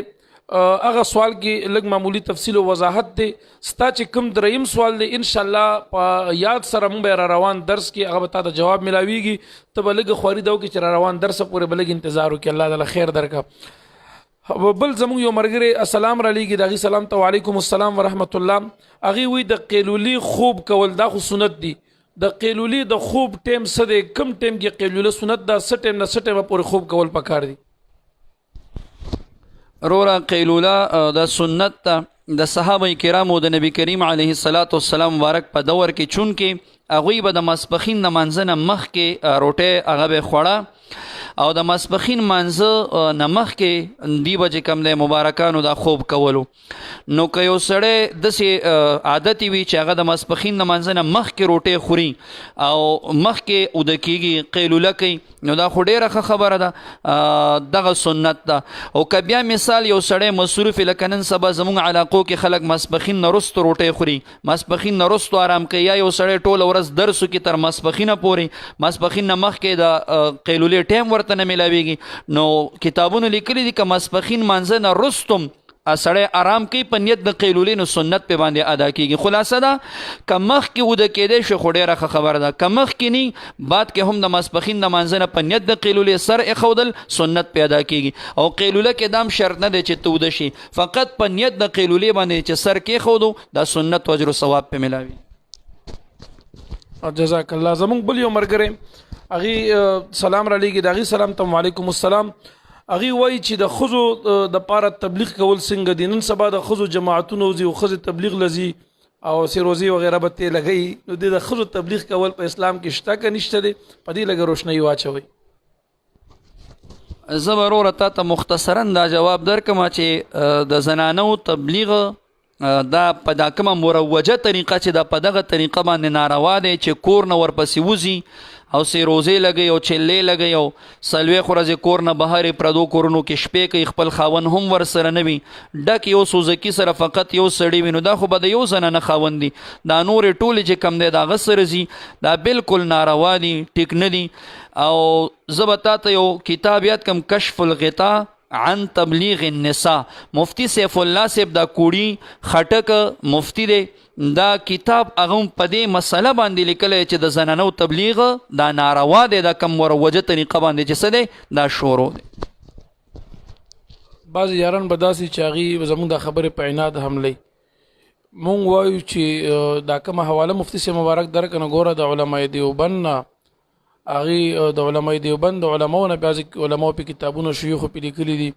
چې فی زماننا دا په کم هیئت قضایي باندې دا مروجه تبلیغ چې کم روان دي د ښځو نو دی شرعاً بالکل جواز نشته دی. زمونږ د خبرې په ضد مه حملوئ. که بعضې سړی په دې مسله کې پریوتی وي یا د هغې دا ښځې ځي نو هغې لره تحقیق پکار دی د علماو د یو دا خوا دی خوا دا کلیوال دا نه داسې لوی جید علماو ګورئ مشایخو ګورئ یا د دې لوی علماو دا کوم کتابونه د هغې ته لږ رجوع کوي یا که تاسو ته معلوماتو کې څه کوم کتاب نه وي او یا بیا هم ستاسو ته بعضې خلک وایي چې نه تللی شي نو خیر دی په دې باندې بیا مونږ کتابونه نور هم وښایو چې ګورئ په دې شیز کې د دې زمانې علما هم او خاص کر د علماء دیوبند نه هغې د دې شیز په کلکه باندې مخنیوی کړی دی مخالفت یې کړی دی او دا نه دی پکار دا ناروا دی منع دی شرعاً نو کولی نشي او نه څوک دا په د صحابه کرامو د زمانې نه تر دې خوا دا ثابتولی شي چې ګینې د صحابو بیبیانې به وتې سیروزې به یې لګولې یعنې که چا وویل چې شته دی یا داسې روایات نو دا ګز او دا میدان یو ضعیف حدیث او موضوعي هم څوک پیدا نه کړلی شي په دې باندې دا نشي پیش کولی څوک نه د تابعینو بیبیانې نه د تبع تابعینو بیبیانې د دې دستور نه د دې رواج نه د دې ګناه نه ځانونه بچ کړي او حتی الوس کوشش وکړي چې د خپل ښځې کنټرول کوي په کور کې د دین په بهانه باندې او تبلیغ په بهانه باندې نو لہذا دا وتل دي د پاره جایز نه دي. نن سبا دا ګوره د موبایل په ذریعې سره د ریډیو د ټلویزیون په ذریعې د لوډ سپیکر په ذریعې سره دا میموري کارت او د اواز په ذریعې سره دا ریکارډونه شته دي کور کې دا لګوي ښځو ته رسوي د تبلیغ دغه تبلیغ دی بس تاسو کور کې ښځو ته بیانوي خپل مسلې او استاد نه او بیانول ته یا د جمعې په ورځ دا کوم وعظونه کیږي د لوډ سپیکر په ذریعې د سپیکر څه ضرورت دی خدا د ښځو د پاره دی چې په کور کې به د زنانه د سپیکر نه دین زده کوي ورنه سړي خو ټول جومات ته راغی نو په جومات کې سړی اواز اوري دا سپیکر خو شوشه د پاره نه لګېدلی که نه نو دا سپیکر لګېدلی هم دی د پاره دی چې زما ستا په کور کې زما ستا تورسري د سپیکر په ذریعه د استاد نه دین زده کي د احکام زده کي چې کوم مولا دین نه بیانوي درته مسایل نه بیانوي هغه ملازم وارده خپل مولانا صاحب ته وایا چې مولانا صاحب مونږ ته د مانځه او دس د حج د روجي د زکات د حیض د نفاس د طلاق وغیرہ وغیرہ چې د څومره مسایل د فقه دي د یو سر نه شروع شو په مزه مونږ ته بیانوا په ځای د دې باندې چې مونږ ته کسی او تاویل ماویل کې یا غرونه ولې اختلافي مسایل بیانې مولانا صاحب ستا ذمہ دار مونږ ته د دین احکام بیان کا مونږ ته د دین مسایل خوایا مولانا صاحب ستا ذمہ واری فریضه و دغه دا غرض د خبرې مداده چې د سپیکر په ذریعه خلکو ته د دین رسیږي نو دا چې د کور نوزي په پردو کورونو بیٹکونو اجرو کې شپې کوي دا شرعاً بالکل جایز نه دي. د مونږ بل یو مرګره هغه سلام را لېږي د هغې سلام ته وعلیکم السلام ورحمت الله مفتی صاحب محترم دا د سرګودین اخوا اوسیږي حسن خان په نوم باندې دوی ډیر باادبه مخلص مرګره دی زمونږ اگر چې لیدل نه دي شوي ورته باچا صاحب محترم ته هم سلام را لګره ان شاء الله تاسو سلام به باچا صاحب محترم ته ورسیږي او په ناظم صاحب ما باندې سلام ویل استا سلام ته وعلیکم السلام ورحمت الله دوی وایي چې زما عموما په مانځ کې جبه انخلی چې کله مونځ ته ودرېږم نو په مانځ کې زما دا جبه انخلی او په مانځ کې د الفاظ د جبې نه ډېر په سخت ادا کېږي نو یو خو ته د جناب موسی علیه السلام هغه دعا د رب اشرح لي صدري ويسر لي امري واحلل عقدة من لساني دغه دعا یاد کا او دغه دعا سحر او ماخام 11 مرتبه یا د هر منځنه بعد یولس ځل وایا او که کم از کم یولس نشي ویل 3 کرته وایا خو خود زړه په اخلاص باندې وایا. دویم دا چې تعالی تسلی در کوم وروره ته چې دا مونږ ته ودرېږي او ته په مانځ کې د قرت کې د جبه انخلی نو ته په دې باندې حوصله مو بیلا مونږ مپرېږه دا تنګ زړه ورته متنګوا ګوره چې کوم انسان د علماء لیکلي دي چې کوم انسان د قرآن عظیم الشان تلاوت کې لګیا دی او دی روان لګیا دی لکه د قاریان ښکلې تلاوت کوي د یو اجر دی د دې وینا د قرآن عظیم الشان او چې کوم انسان د قرآن وی او د دې قرآن باندې جبه نه روانېږي د پکې د جبه انخلي درنواله پیدا کوي د قرآن نشي ویلې کړيږي پکې نو د لپاره اجرین دي 2 اجر دي ولا یو د دې قرآن د ویلو اجر دی او دویم د دې کړاخ اجر دی چې د قرآن په دې زده کړه کې د قرآن په ویلو کې دا کم کړيږي په دې ولا باری تعالی اجر ورکوي نو ته په مانځ کې بالکل رمتنګوا خیر دې په مزه مزه وایا چې کوم صورت ته آسان وي فقر او ما تيسر من القرآن کوم صورت ته آسان دي تی خویلې شي ستاجب په چلن کوي نو ته هغه صورت په مانځ کې وایا ستا خو عذر شرعي دی او کنه نور صورتونه وینو بالکل ویلې شي او دغه دعا د موسی عليه السلام زدکا نو دغه دعا هم ته هم ډیره وایا. مفتی صاحب محترم دی دویم خپل یو مسله دا پیش کوي دی وی زما عادت دا دی زما مانځ ته پټکي پسرو وزه چې کله پټکي راوالم دا پټکي خپل کمنو بیا پسر کما او چې کله دا پټکي اکدم د سر نه کوزوم نو دی وزه دا پټکي بیا خپل کم بیا کې اکدم ودا عمل څنګه دی مطلب به دا وی چې دا جایز دی نه جایز دی یا په دې کې ګناه شته کنيشته دی دا سوال د دی بالکل وروره دې کې خو هېڅ ګناه نشته دی. دغه استاد نبي کریم علیه السلام مبارک د سنتو سره د مینې یو اظهار دی، کولی شي څه ګناه ورکې نشته دی او نه څه بد عمل دی. حدیث مبارک کې راځي من احب سنتي فقط احبني. دا ښکلول دا خو د مینې یو دلیل دی. موږ ماشوم باندې ډېر خوږ شي نو ماشوم ښکل کړو. مثال له خبرې ویم نو که ته دا پټکې پنې د محبت باندې ښکلې چې زما د سنتو د نبي علیه السلام سره مینه ده، نو د الله محبوب فرمایي څوک چې زما د سنتو سره محبت کوي دا زما سره محبت دی، او څوک چې د ما سره محبت کوي د الله محبوب فرمایي دی به ما سره یو ځای په جنت کې اوسېږي. دا د معیت خبره ده، د هغې مبارک د جنت د معیت. د محترم د دریم یو سوال کوي مفتی صاحب مبارک دی، وایي ما ته دعای قنوت نه راځي. د دعای قنوت په ځای په مانځه کې اللهم ربنا آتنا وایما، نو دا څنګه ده؟ دا جایز ده یا نه ده جایز؟ وروره د وترو په د اخري رکعت کې دعای قنوت دې دپاره یو دعا څه متعینه نه ده، خو دا کومه دعا چې مونږ وایو اللهم انا نستعینک ونستغفرک، دې دعا باندې احادیثو کې ډېر فضایل بیان شوي دي. نو لحاظه بهتره دا ده چې ته خواري وکړه، دا دعا یاد کا یو ټکم چې ته یادې. دین کې شرم نه دی پکار کستا عمر زیاتی زه د مسجد امام سره کېنه، که معلم سره کېنه، قاری سره کېنه، ورته ووایه چې ما ته دا دعا زده کړه راته وښایه. نو دا دعا زده کړه، بیا دغه دعا وایه. او تر کومې چې دا دعا نه درځي نو بالکل فقها وایي اللهم ربنا آتنا فی الدنیا، دا دعا هم ویلی شي. که چاته هغه نه ورځي اللهم اغفر لنا، دا دعا هم ویلی شي. بله دعا چاته ورځي هغه هم ویلی شي. لکه څنګه چې مفتی صاحب محترم درته وویل یو ټکی چې ته وایې نو په کال کې خو به زده کړي. دا چې ټول عمر کې ته دا دعا دې زده نه کړل، دا ګوره زمونږ ستاسو سستي ده. یو ټکی چې ته د 2 ورځې کې یو ټکی زده کړې نو داسې ورځ به راغلي انشاءالله ستا په ژوند کې چې دا دعا به تا ته ټوله زباني زده وي انشاءالله. الله تعالی د مزید توفیق درکړي. دا ملګری څلورم پوښتنه دا کوي، دی وایي چې ما ته درود شریف هم بل نه دی زده سوا د یو درود نه، هغه درود د خطاب والا الصلاة والسلام علیک یا رسول الله. نو دی وایي زه دا درود ویلی شم که نه، دا نور درودونه ما ته نه راځي، زه په مانځه کې دا وایم یا بهر د مانځه نه، دا څنګه دی؟ دا درودونه خو ټول چې کم دی جایز دی ویلی شي. په صیغې د خطاب سره هم دا درود په دې نیت باندې چې زمونږ دا درود پاک نبی کریم علیه السلام مبارک ته فرشتگان رسی ورسی ورته نبی علیہ السلام ته فرشتې رسی، بالکل ویلی شي. خو کوشش وکړه کم از کم درود ابراهیمی خو یاد کا، د هغې اجر و ثواب ډېر زیات دی. هغه په مانځه کې وایه، هغه یاد کا، یو ټکی وایه، کوشش وکړه هغه یاد کا. تر کومې هغه نه درځي دغه درود هم ویلی شي صلی الله علیه و آله وسلم، دا هم درود دی، دا درود هم ویلی شي. کم درود چې درځي ویلی شي، بالکل جایز ټول دي، ثواب هم په ټولو کې ملاوي. جزاک الله. کم یاران چې نوي راغلي یي او زمونږ د پیغام متاسو یا زمونږ د پروګرام مو نه دی نشر کړی، نو د الله دپاره د نیکۍ په کار کې موږ سره تعاون کوي، د خپلو ګروپونو نه نشر کوي، د خپلو آیډیانو نه نشر کوي، د خپلو پیجونو نه نشر کوي. کوشش وکړئ موږ دا پروګرام صرف د الله د رضا دپاره، زموږ مقصد د معاشرې اصلاح، د الله تعالی رضا، د دین خدمت او په نیت د صدقې جاریه باندې موږ دا پروګرام شروع کړی دی. الله تعالی دې اوس تاسو هم توفیق درکړي چې دې پروګرام کې موږ سره صرف دومره تعاون وکړي چې د دریو بټونو کې لاندې دا شیر والا بټن ووهئ، د ګروپ نه یا د آیډیا نه نشر کړئ. تاسو له به خدای اجر درکړي. الله تبارک وتعالی دې توفیق در مزید د نیکۍ در نصیب وګرځولي کی. زمونږ بل یو رور چې ریګولر زمونږ د بیانات اوري او ډېر خوښوي شاه حسین رور د ابوزوبین، اغي سلام را لېږي، دغه سلام ته وعلیکم السلام ورحمت الله. هغه وایي زه عموما د شعبان المعظم په میاشت کې زکات ورکوم، دې پیرا د زکات ورکولو نه وړاندې زمانه چا پیسې پټې کی، ما نه چا پیسې ټولې پټې کی، بیا ما سره لګي پیسې راتلې، په هغې باندې ما سره هغه پیسې بیا زیاتې شوي او ما سره په کور کې څه سونم ده، ما بیبي ته کړې ده، د هغې مهر نه دی، داسې ورته سونه کړې واده کې. نو دی وایي مهر نه دی وي نه دی چې ویل داسې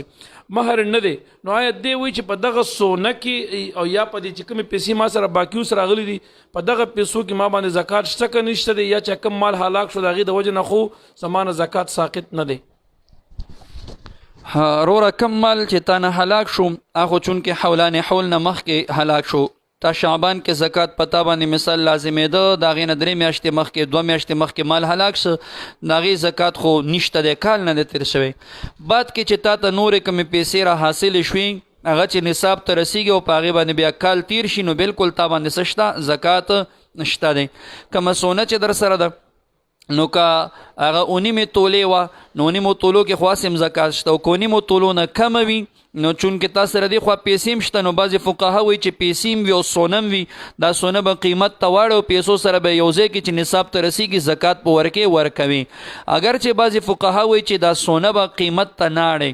دا سونه به قیمت ته نه اړې سونه ده او چاندي ده نو هغه به اجزاءن یو ځای کې او بهرحال که تا سره پیسې ډېرې وي او نصاب ته رسېدې او تا باندې چې کوم دی حولان حول وشو نو بیا به دوباره بیا زکات در باندې لازمیږي.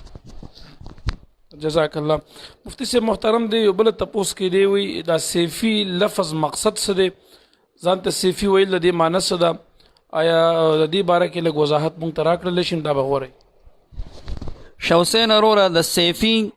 دا یو نسبت دی دی کې دا یا نسبتیه ده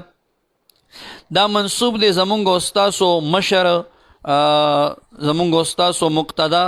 زمونږ استاسو د سلسله سالار حضرت اخونزاده سیف الرحمن رحمت الله تعالی علیه مبارک ته زمونږ استاسو کم د سلسله مشر پیر صاحب مبارک چې دی رحمت الله تعالی علیه د هغې مبارک نوم سیف الرحمن نو هغې سیف الرحمن ته د نسبت د وجې مونږ تاسو ځان ته څه وایو سیفیان دا یو نسبت. جزاک الله. د درېیمه پوښتنه دا کوي چې رمضان المبارک کې بس تاسو دا پروګرام لایو پروګرام د سوالونو جوابونو دا به جاري وي که نه بندوي به نو انشاءالله مونږ خو سر کې دا خبره وکړه چې زمونږ دا پروګرام د سوالاتو جواباتو دا به انشاءالله په رمضان المبارک کې هم جاري وي خو د دې ټیمینګ به مونږ بدلو. اوس خو مونږ د شپې کینو د شپې یعنی مطلب د 7 بجو نه خو شانه تقریبا د اتوار په شپه دا پروګرام شروع کیږي. مونږ به په رمضان المبارک کې د اتوار په ورځ باندې د ماسپخین 12 بجو نه انشاءالله العزیز ماسپخین مانځه پورې به انشاءالله دا پروګرام دغسې جاري وي. کوشش کوئ چې دا روټین به زموږ بدلیږي د یاران هم پې خبر کوي او خپله به مونږ سره پوره تعاون کوئ. د ماسپخین په رمضان المبارک کې د رمضان لومبي اتوار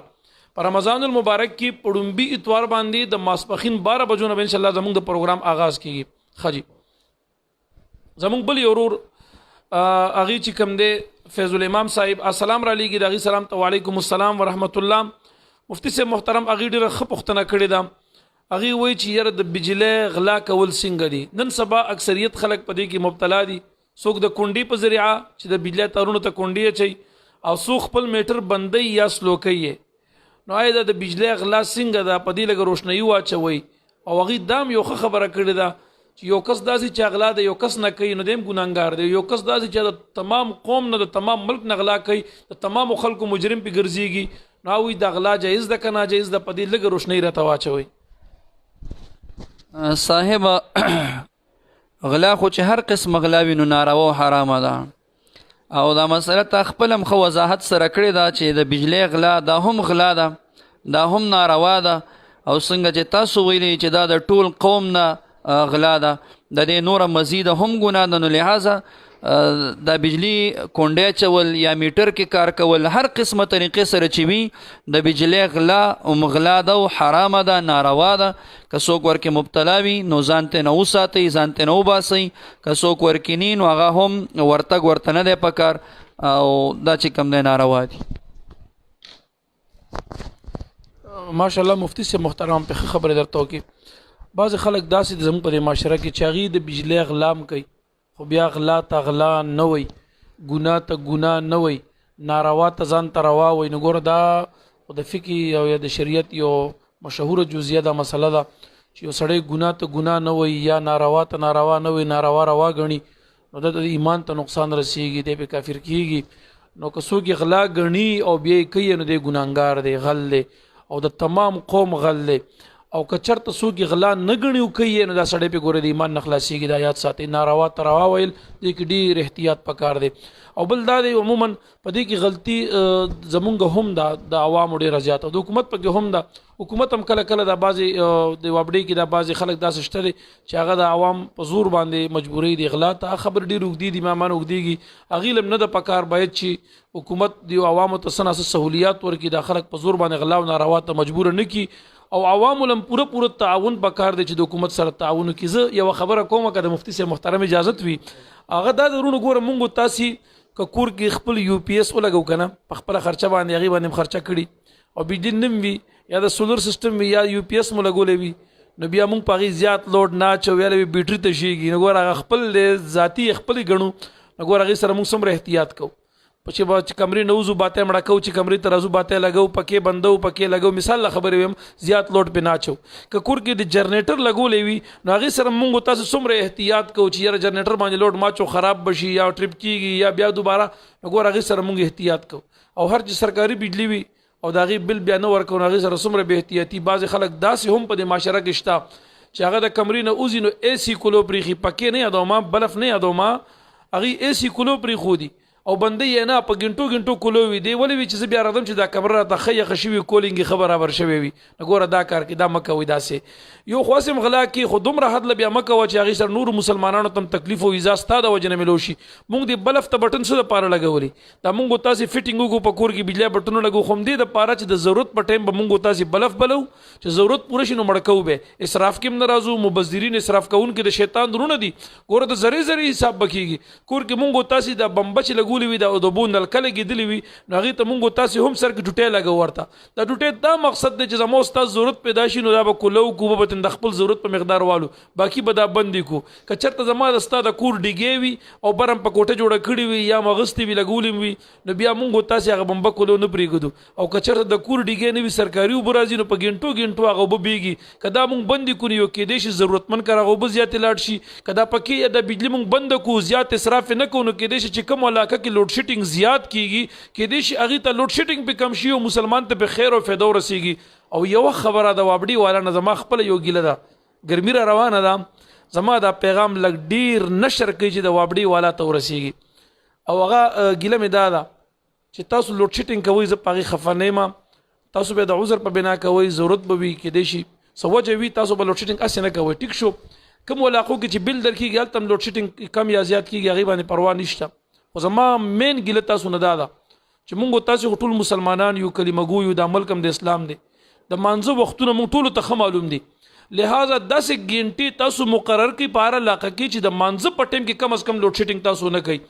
د الله تعالی بندگی عبادت په رمضان المبارک کې دین علاوه غیر د سخت ګرمۍ کې موږ تاسو سوچو کوي د جمعې په مانځه باندې به خلک ولاړ وي بجلی په هر جمعات کې خو یو پی ایس نه وي هر جمعات کې خو سولر سیستم یا جنریټر نه وي کنه او دا خلک په مانځه باندې نه پوهیږي ستا د وجه نه پوهیږي ته د هغې نه مخکې ګنټم بجلی را پرېږدي هغې نه بعد کې ګنټم را پرېږدي خو خاص د جمعې د مانځه په ټایم کې دې بنده کړي وي نو کم از کم د 12:30 نه تر 2:30 پورې یا په باندې 2 بجو پورې خو د خدای د پاره د بجلی د جمعې د مانځه په ټایم کې مه بندوئ اوس خیر دی که بندې خو ګرمۍ کې ادم چې بیا مه بندوئ د الله د پاره او د دې نه علاوه د تراوو په ټایم کې د ماښام د په ټایم کې د سحر د مانځه د ماسپښین د مانځه د مازدیګر د مانځه په ټایم کې مه بندوئ خیر د هغې برخه نیمه ګنټه زیاته مخکې بندوئ یا وروستې نیمه ګنټه زیاته بندوئ خو د الله د پاره د مانځه په ټایم کې دا شیز مه بندوئ د دې د پاره چې د خلکو عبادتونه برباد نشي دا ملک د اسلام دی د مسلمانانو ملک دی او د مسلمانانو د عباداتو لږ احترام وساتئ زما دا پیغام لږ نشر کوي چې زما د وابډي دی رونو ته ورسېږي او زه تاسو ته ویم چې د بجلی د غلا نه لږ حد تلوس ځان وساتئ ښه جي ما نه به خبر وکړو د شوي معافي و معذرت زمونږ بل یو ورور سلام را لیږي هغې وایي مفتي صاحب محترم چې د رمضان المبارک په میاشته کې د روجې په حالت کې فیسبوک کول یا یوټیوب کول په هغې کې ویډیوګانې او تصویران کتل دا څنګه دي آیا په دې سره روژه ماتیږي که نه ماتیږي وروره د روجې په حالت کې فیسبوک یا یوټیوب کې تصویران کتل کم چې فاش تصویران دي دا خو بغیر د روجې نه هم چې کم دی کتل ناروا دي ټیک نه دي او بیا په حالت د روجې کې دا روجه ګوره داسې یو میاشت ده چې د الله تعالی د رحمتونو میاشت ده دا مونږ تاسو ته یو پیکیج لګېدلی دی دا د مغفرت میاشت ده په کار ده مونږ تاسو په دې کې داسې عبادت وکړو چې الله جل شانه باندې ځان وبخو یو حدیث مبارک کې مرضی چې نبی علیہ السلام جبرائیل امین علیه السلام خیرې کړي دی او نبی علیہ السلام په امین ویلی دی جبرائیل علیه السلام خیرې کړي وی چې یا الله چې څوک په میاشت د رمضان په دراشي او د داسې عبادت اونه کې چې په تازان وبخي دا سړی د الله هلاک کی نو نبی علیہ السلام مبارک په امین ویلی چې او امین الله تعالی د دا انسان هلاک کی چې میاشت د رمضان په ده باندې راله په شیبو رحمتونه شروع دي د الله تعالی مغفرتونه متوجه دي او د بیا په الله ځان اونه بخي نو دا سړی د خدای هلاک کی نو یو سړی چې 24 غنټې لګي په روژه کې یوټیوب باندې ځان مشغولی یا په فیسبوک باندې ځان مشغولی او بیا ورکې فاش فلمونه او فاش تصویران ګوري نو په ځای د بخنې زه څه ویم چې الټه نور ګناهګاریږي روژه پې نه ماتیږي خو لیکن دا کار ناروا دی ځان ته ساتل پکار دي نور روژه پې ماتیږي نه خو ثواب کې چې کم دی کمې راځي جزاک الله لکه څنګه چې مفتی صاحب محترم فرمایل ګوره حدیث مبارک کې داسې راځي چې ډیر کرت یو روزدار روزه ونیسي او هغه ته سیوا د ولګي او د تند نه هیڅ اجر او ثواب نه ملاويږي هغه کوم روزه ده هغه روزه چې موږ بګیند نارواونه د معاصیونه د ګناهونو نه ځان نه ساتو روزه خو یوازې د خلی بنوالي ته نشي ویل چې خوراک او اسکاک مکوه ډیر کرت یو انسان روزه ونیسي او هغه ته دغه د روزي د نیونه هیڅ اجر نه ملاويږي سیوا د ولګي او د تند نه نو ګور ډیر احتیاط وکي بعض خلک د فحش په ځای باندې گیمونه ډیر کوي بعض پکې سندري اوري بعض پکې ډرامې ګوري نو کاغه ار یو ډراموي نو هغه قتل بعض اسلامي ډرامې ورته خلک یو ډرامه اسلامي نشته ټول ډرامونه ټول ناروونه حتی الوزانو ساتي الله دې موږ تاسو له پدې میاشت کې د توفیق د نیکه توفیق را نصیب کی ګور تاسو دومره سوچ ځان سره وکړي چې الله تعالی څومره عظیم فضل په دې امت چې د رمضان المبارک په میاشت کې زموږ د سرکش شیطانان ټول اتړل شي او دا غون کې په سندونو دریابونو کې واچي دا د الله څومره عظیم احسان دی د پاره چې زما په دې بندا دا روزه خراب نه کې دا شیطان خو باز سړی نه خپل شیطان جوړي هغه سره بسکی بهر تقدیر الله دې موږ تاسو له نه کې توفیق راکړي دا مرګري دام وي چې زما والد صاحب محترم د روزي په حالت کې غوسه ډیره کوي نو داغه د پاره وظیفه راتوخای والد صاحب محترم ته الله تعالی د صبر توفیق ورکړه دعا کوي د روزدار دعا ډیره ښه قبليږي په روزه کې چې سړی دعا کوي کې ځان تم کوا او خپل والد محترم تم کوا او که زما دا خبره درته یادې ده نو ما ته زما د مفتی صاحب محترم ته زموږ د ټول ټیم ته دعاګانې کې چې څومره موږ سره پدې کې د مرګري هیلپ کوي تعاون کې ټول ته دعا کې د روزدار دعاګانې خدای قبلې که وظیفه غواړي دي د پاره چې الله تعالی د ما د والد صاحب د غوسه ختمه کی نو دغه آیه کریمه چې والکاظمین الغیظ والعافین عن الناس والله يحب المحسنین دغه آیات کریمه د سر نه د قاری صاحب نزدک ما د خو پوره سر نه دی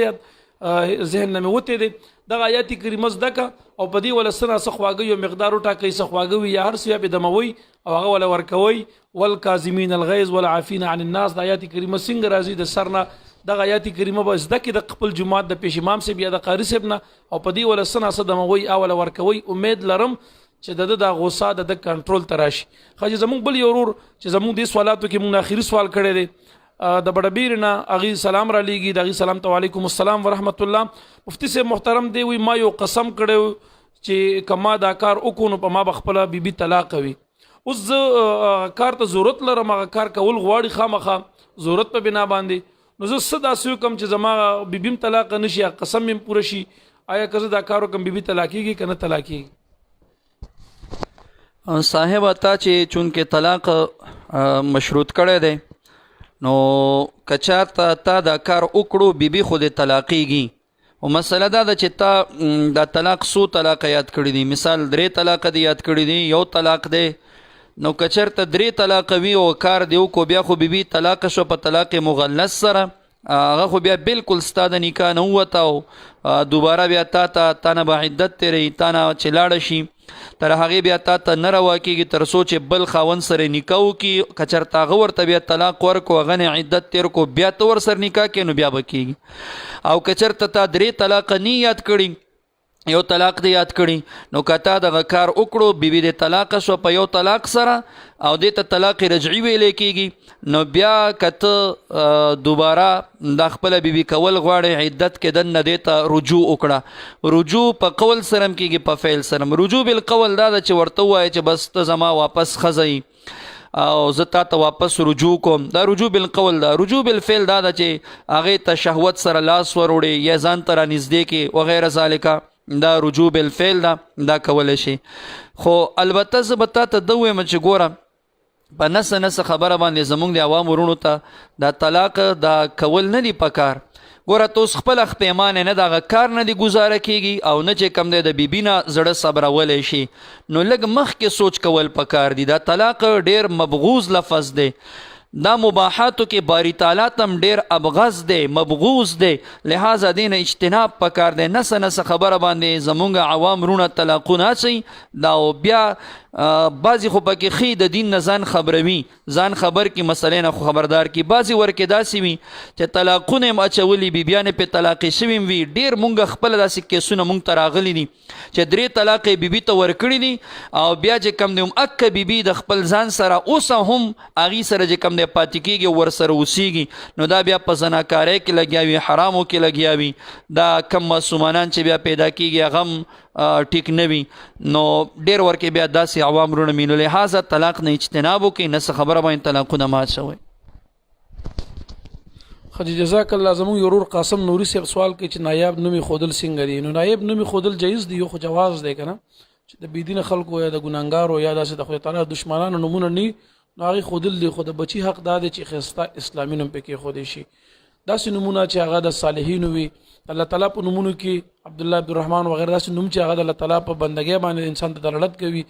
یا داسې نوم چې هغې سره د فضل لفظ فضل الرحمن فضل رحیم فضل قیوم مثال دغسې نومونه ښودل پکار دي یا د نبي علیه صلات وسلام په نومونو کې یا د صحابه کرامو یا د انبیاء کرامو علیهم السلام په نومونو کې یو نوم ښودل پکار وي او که د دین علاوه داسې نور د اولیاو نومونه ږدي هم صحیح دي دا د بچي حق دی چې ښه نوم به پې مور پلار ږدي خو که یو سړی نایاب نوم ږدي نو نایاب نوم ښودی شي جواز خو لري دا نه چې ناجایز یا کفر یا ګناه ده خو البته ښه خبره دا ده چې اسلامي ښایسته نوم پکې ایښودی شي بل یو ملګری محمد عالم هغه دا تپوس کوي چې نکریزو لګولو سره روژه ماتیږي که نه ماتیږي وروره زنانه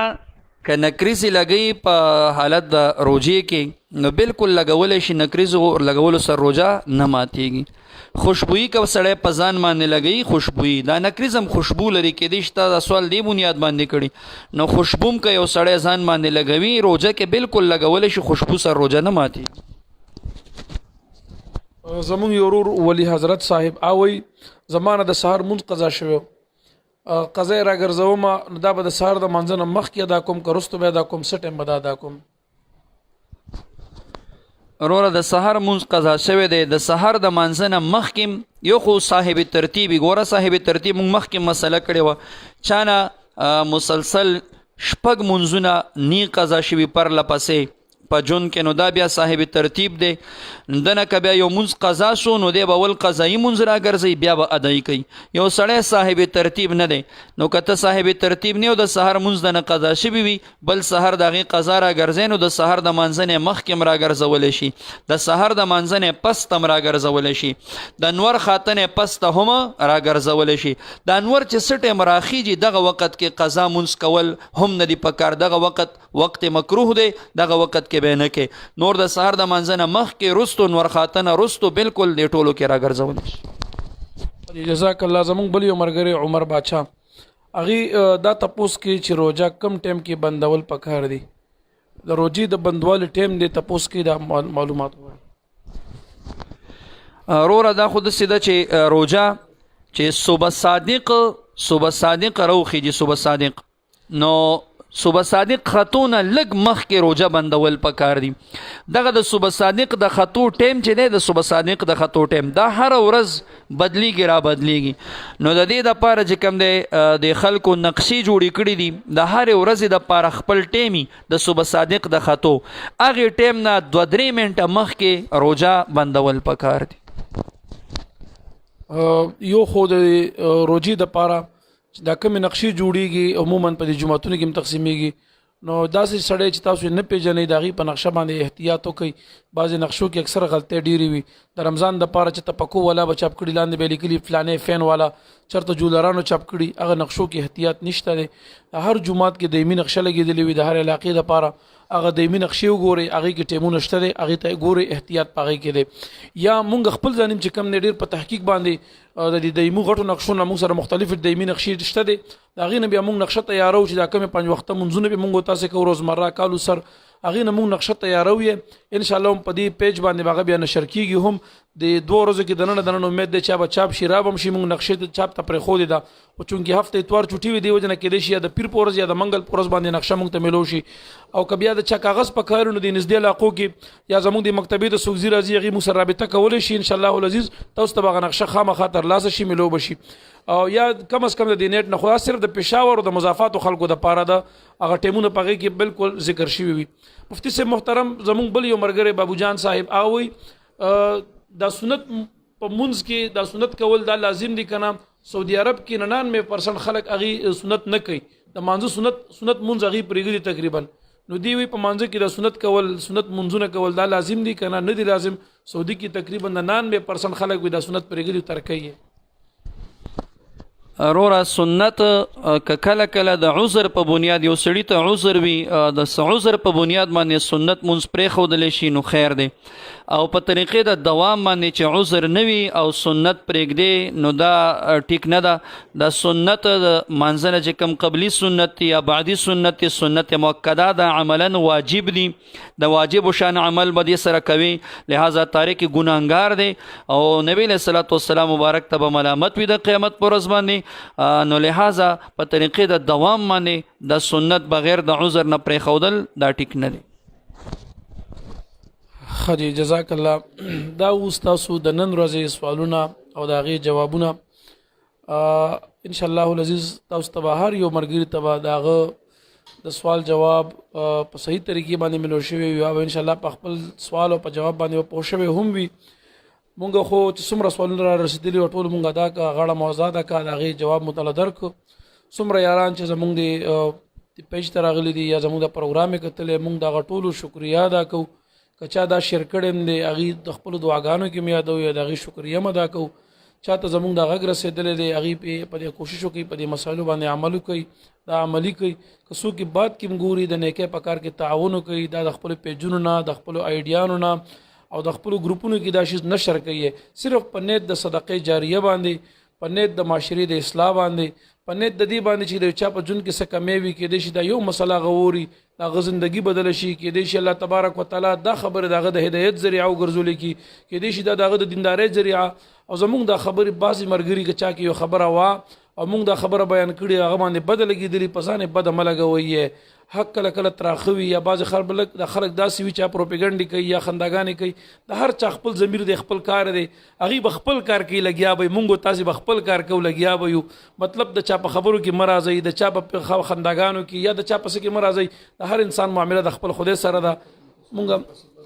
او بل زمونږ د مرګري یو کاغذ کې دام رولېږل چې بعضې یاران به داسې چې په نیټ کې به په کمنټو کې به بد ویلي وي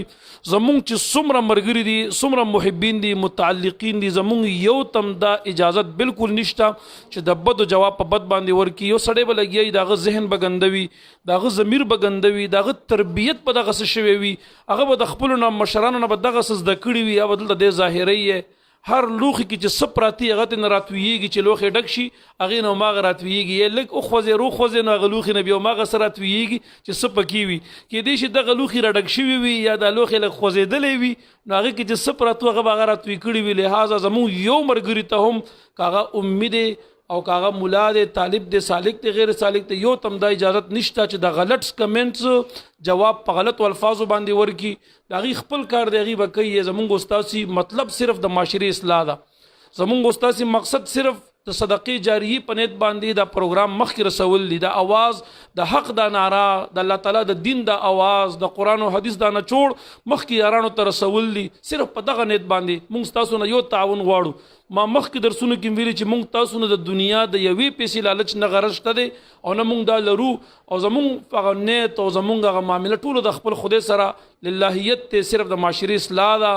او دغه رنګ د دین خدمت ته د صدقې جاریې په نیت پروګرام کول دي تاسو کې چې چا مونږ سره دا پروګرام مخکې نشر کړی دی د هغې هم شکریه ادا کوو که چا کتلی دی د هغې هم شکریه ادا کوو که څوک پکې مونږ سره شریک شوي دي سوال یې کړی د هغې هم شکریه ادا کوو او الله تبارک وتعالی دی د مونږ ته د وینا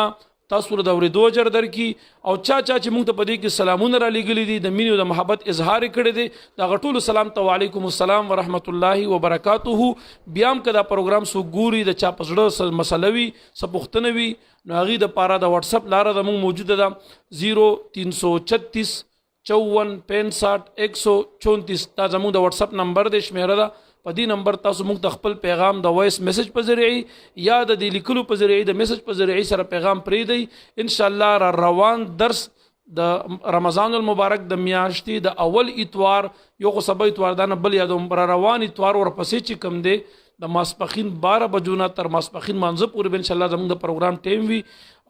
تر را روان اتوارم پورې په لوی الله بسپارم. د لوی الله په امان. السلام علیکم ورحمت الله وبرکاته.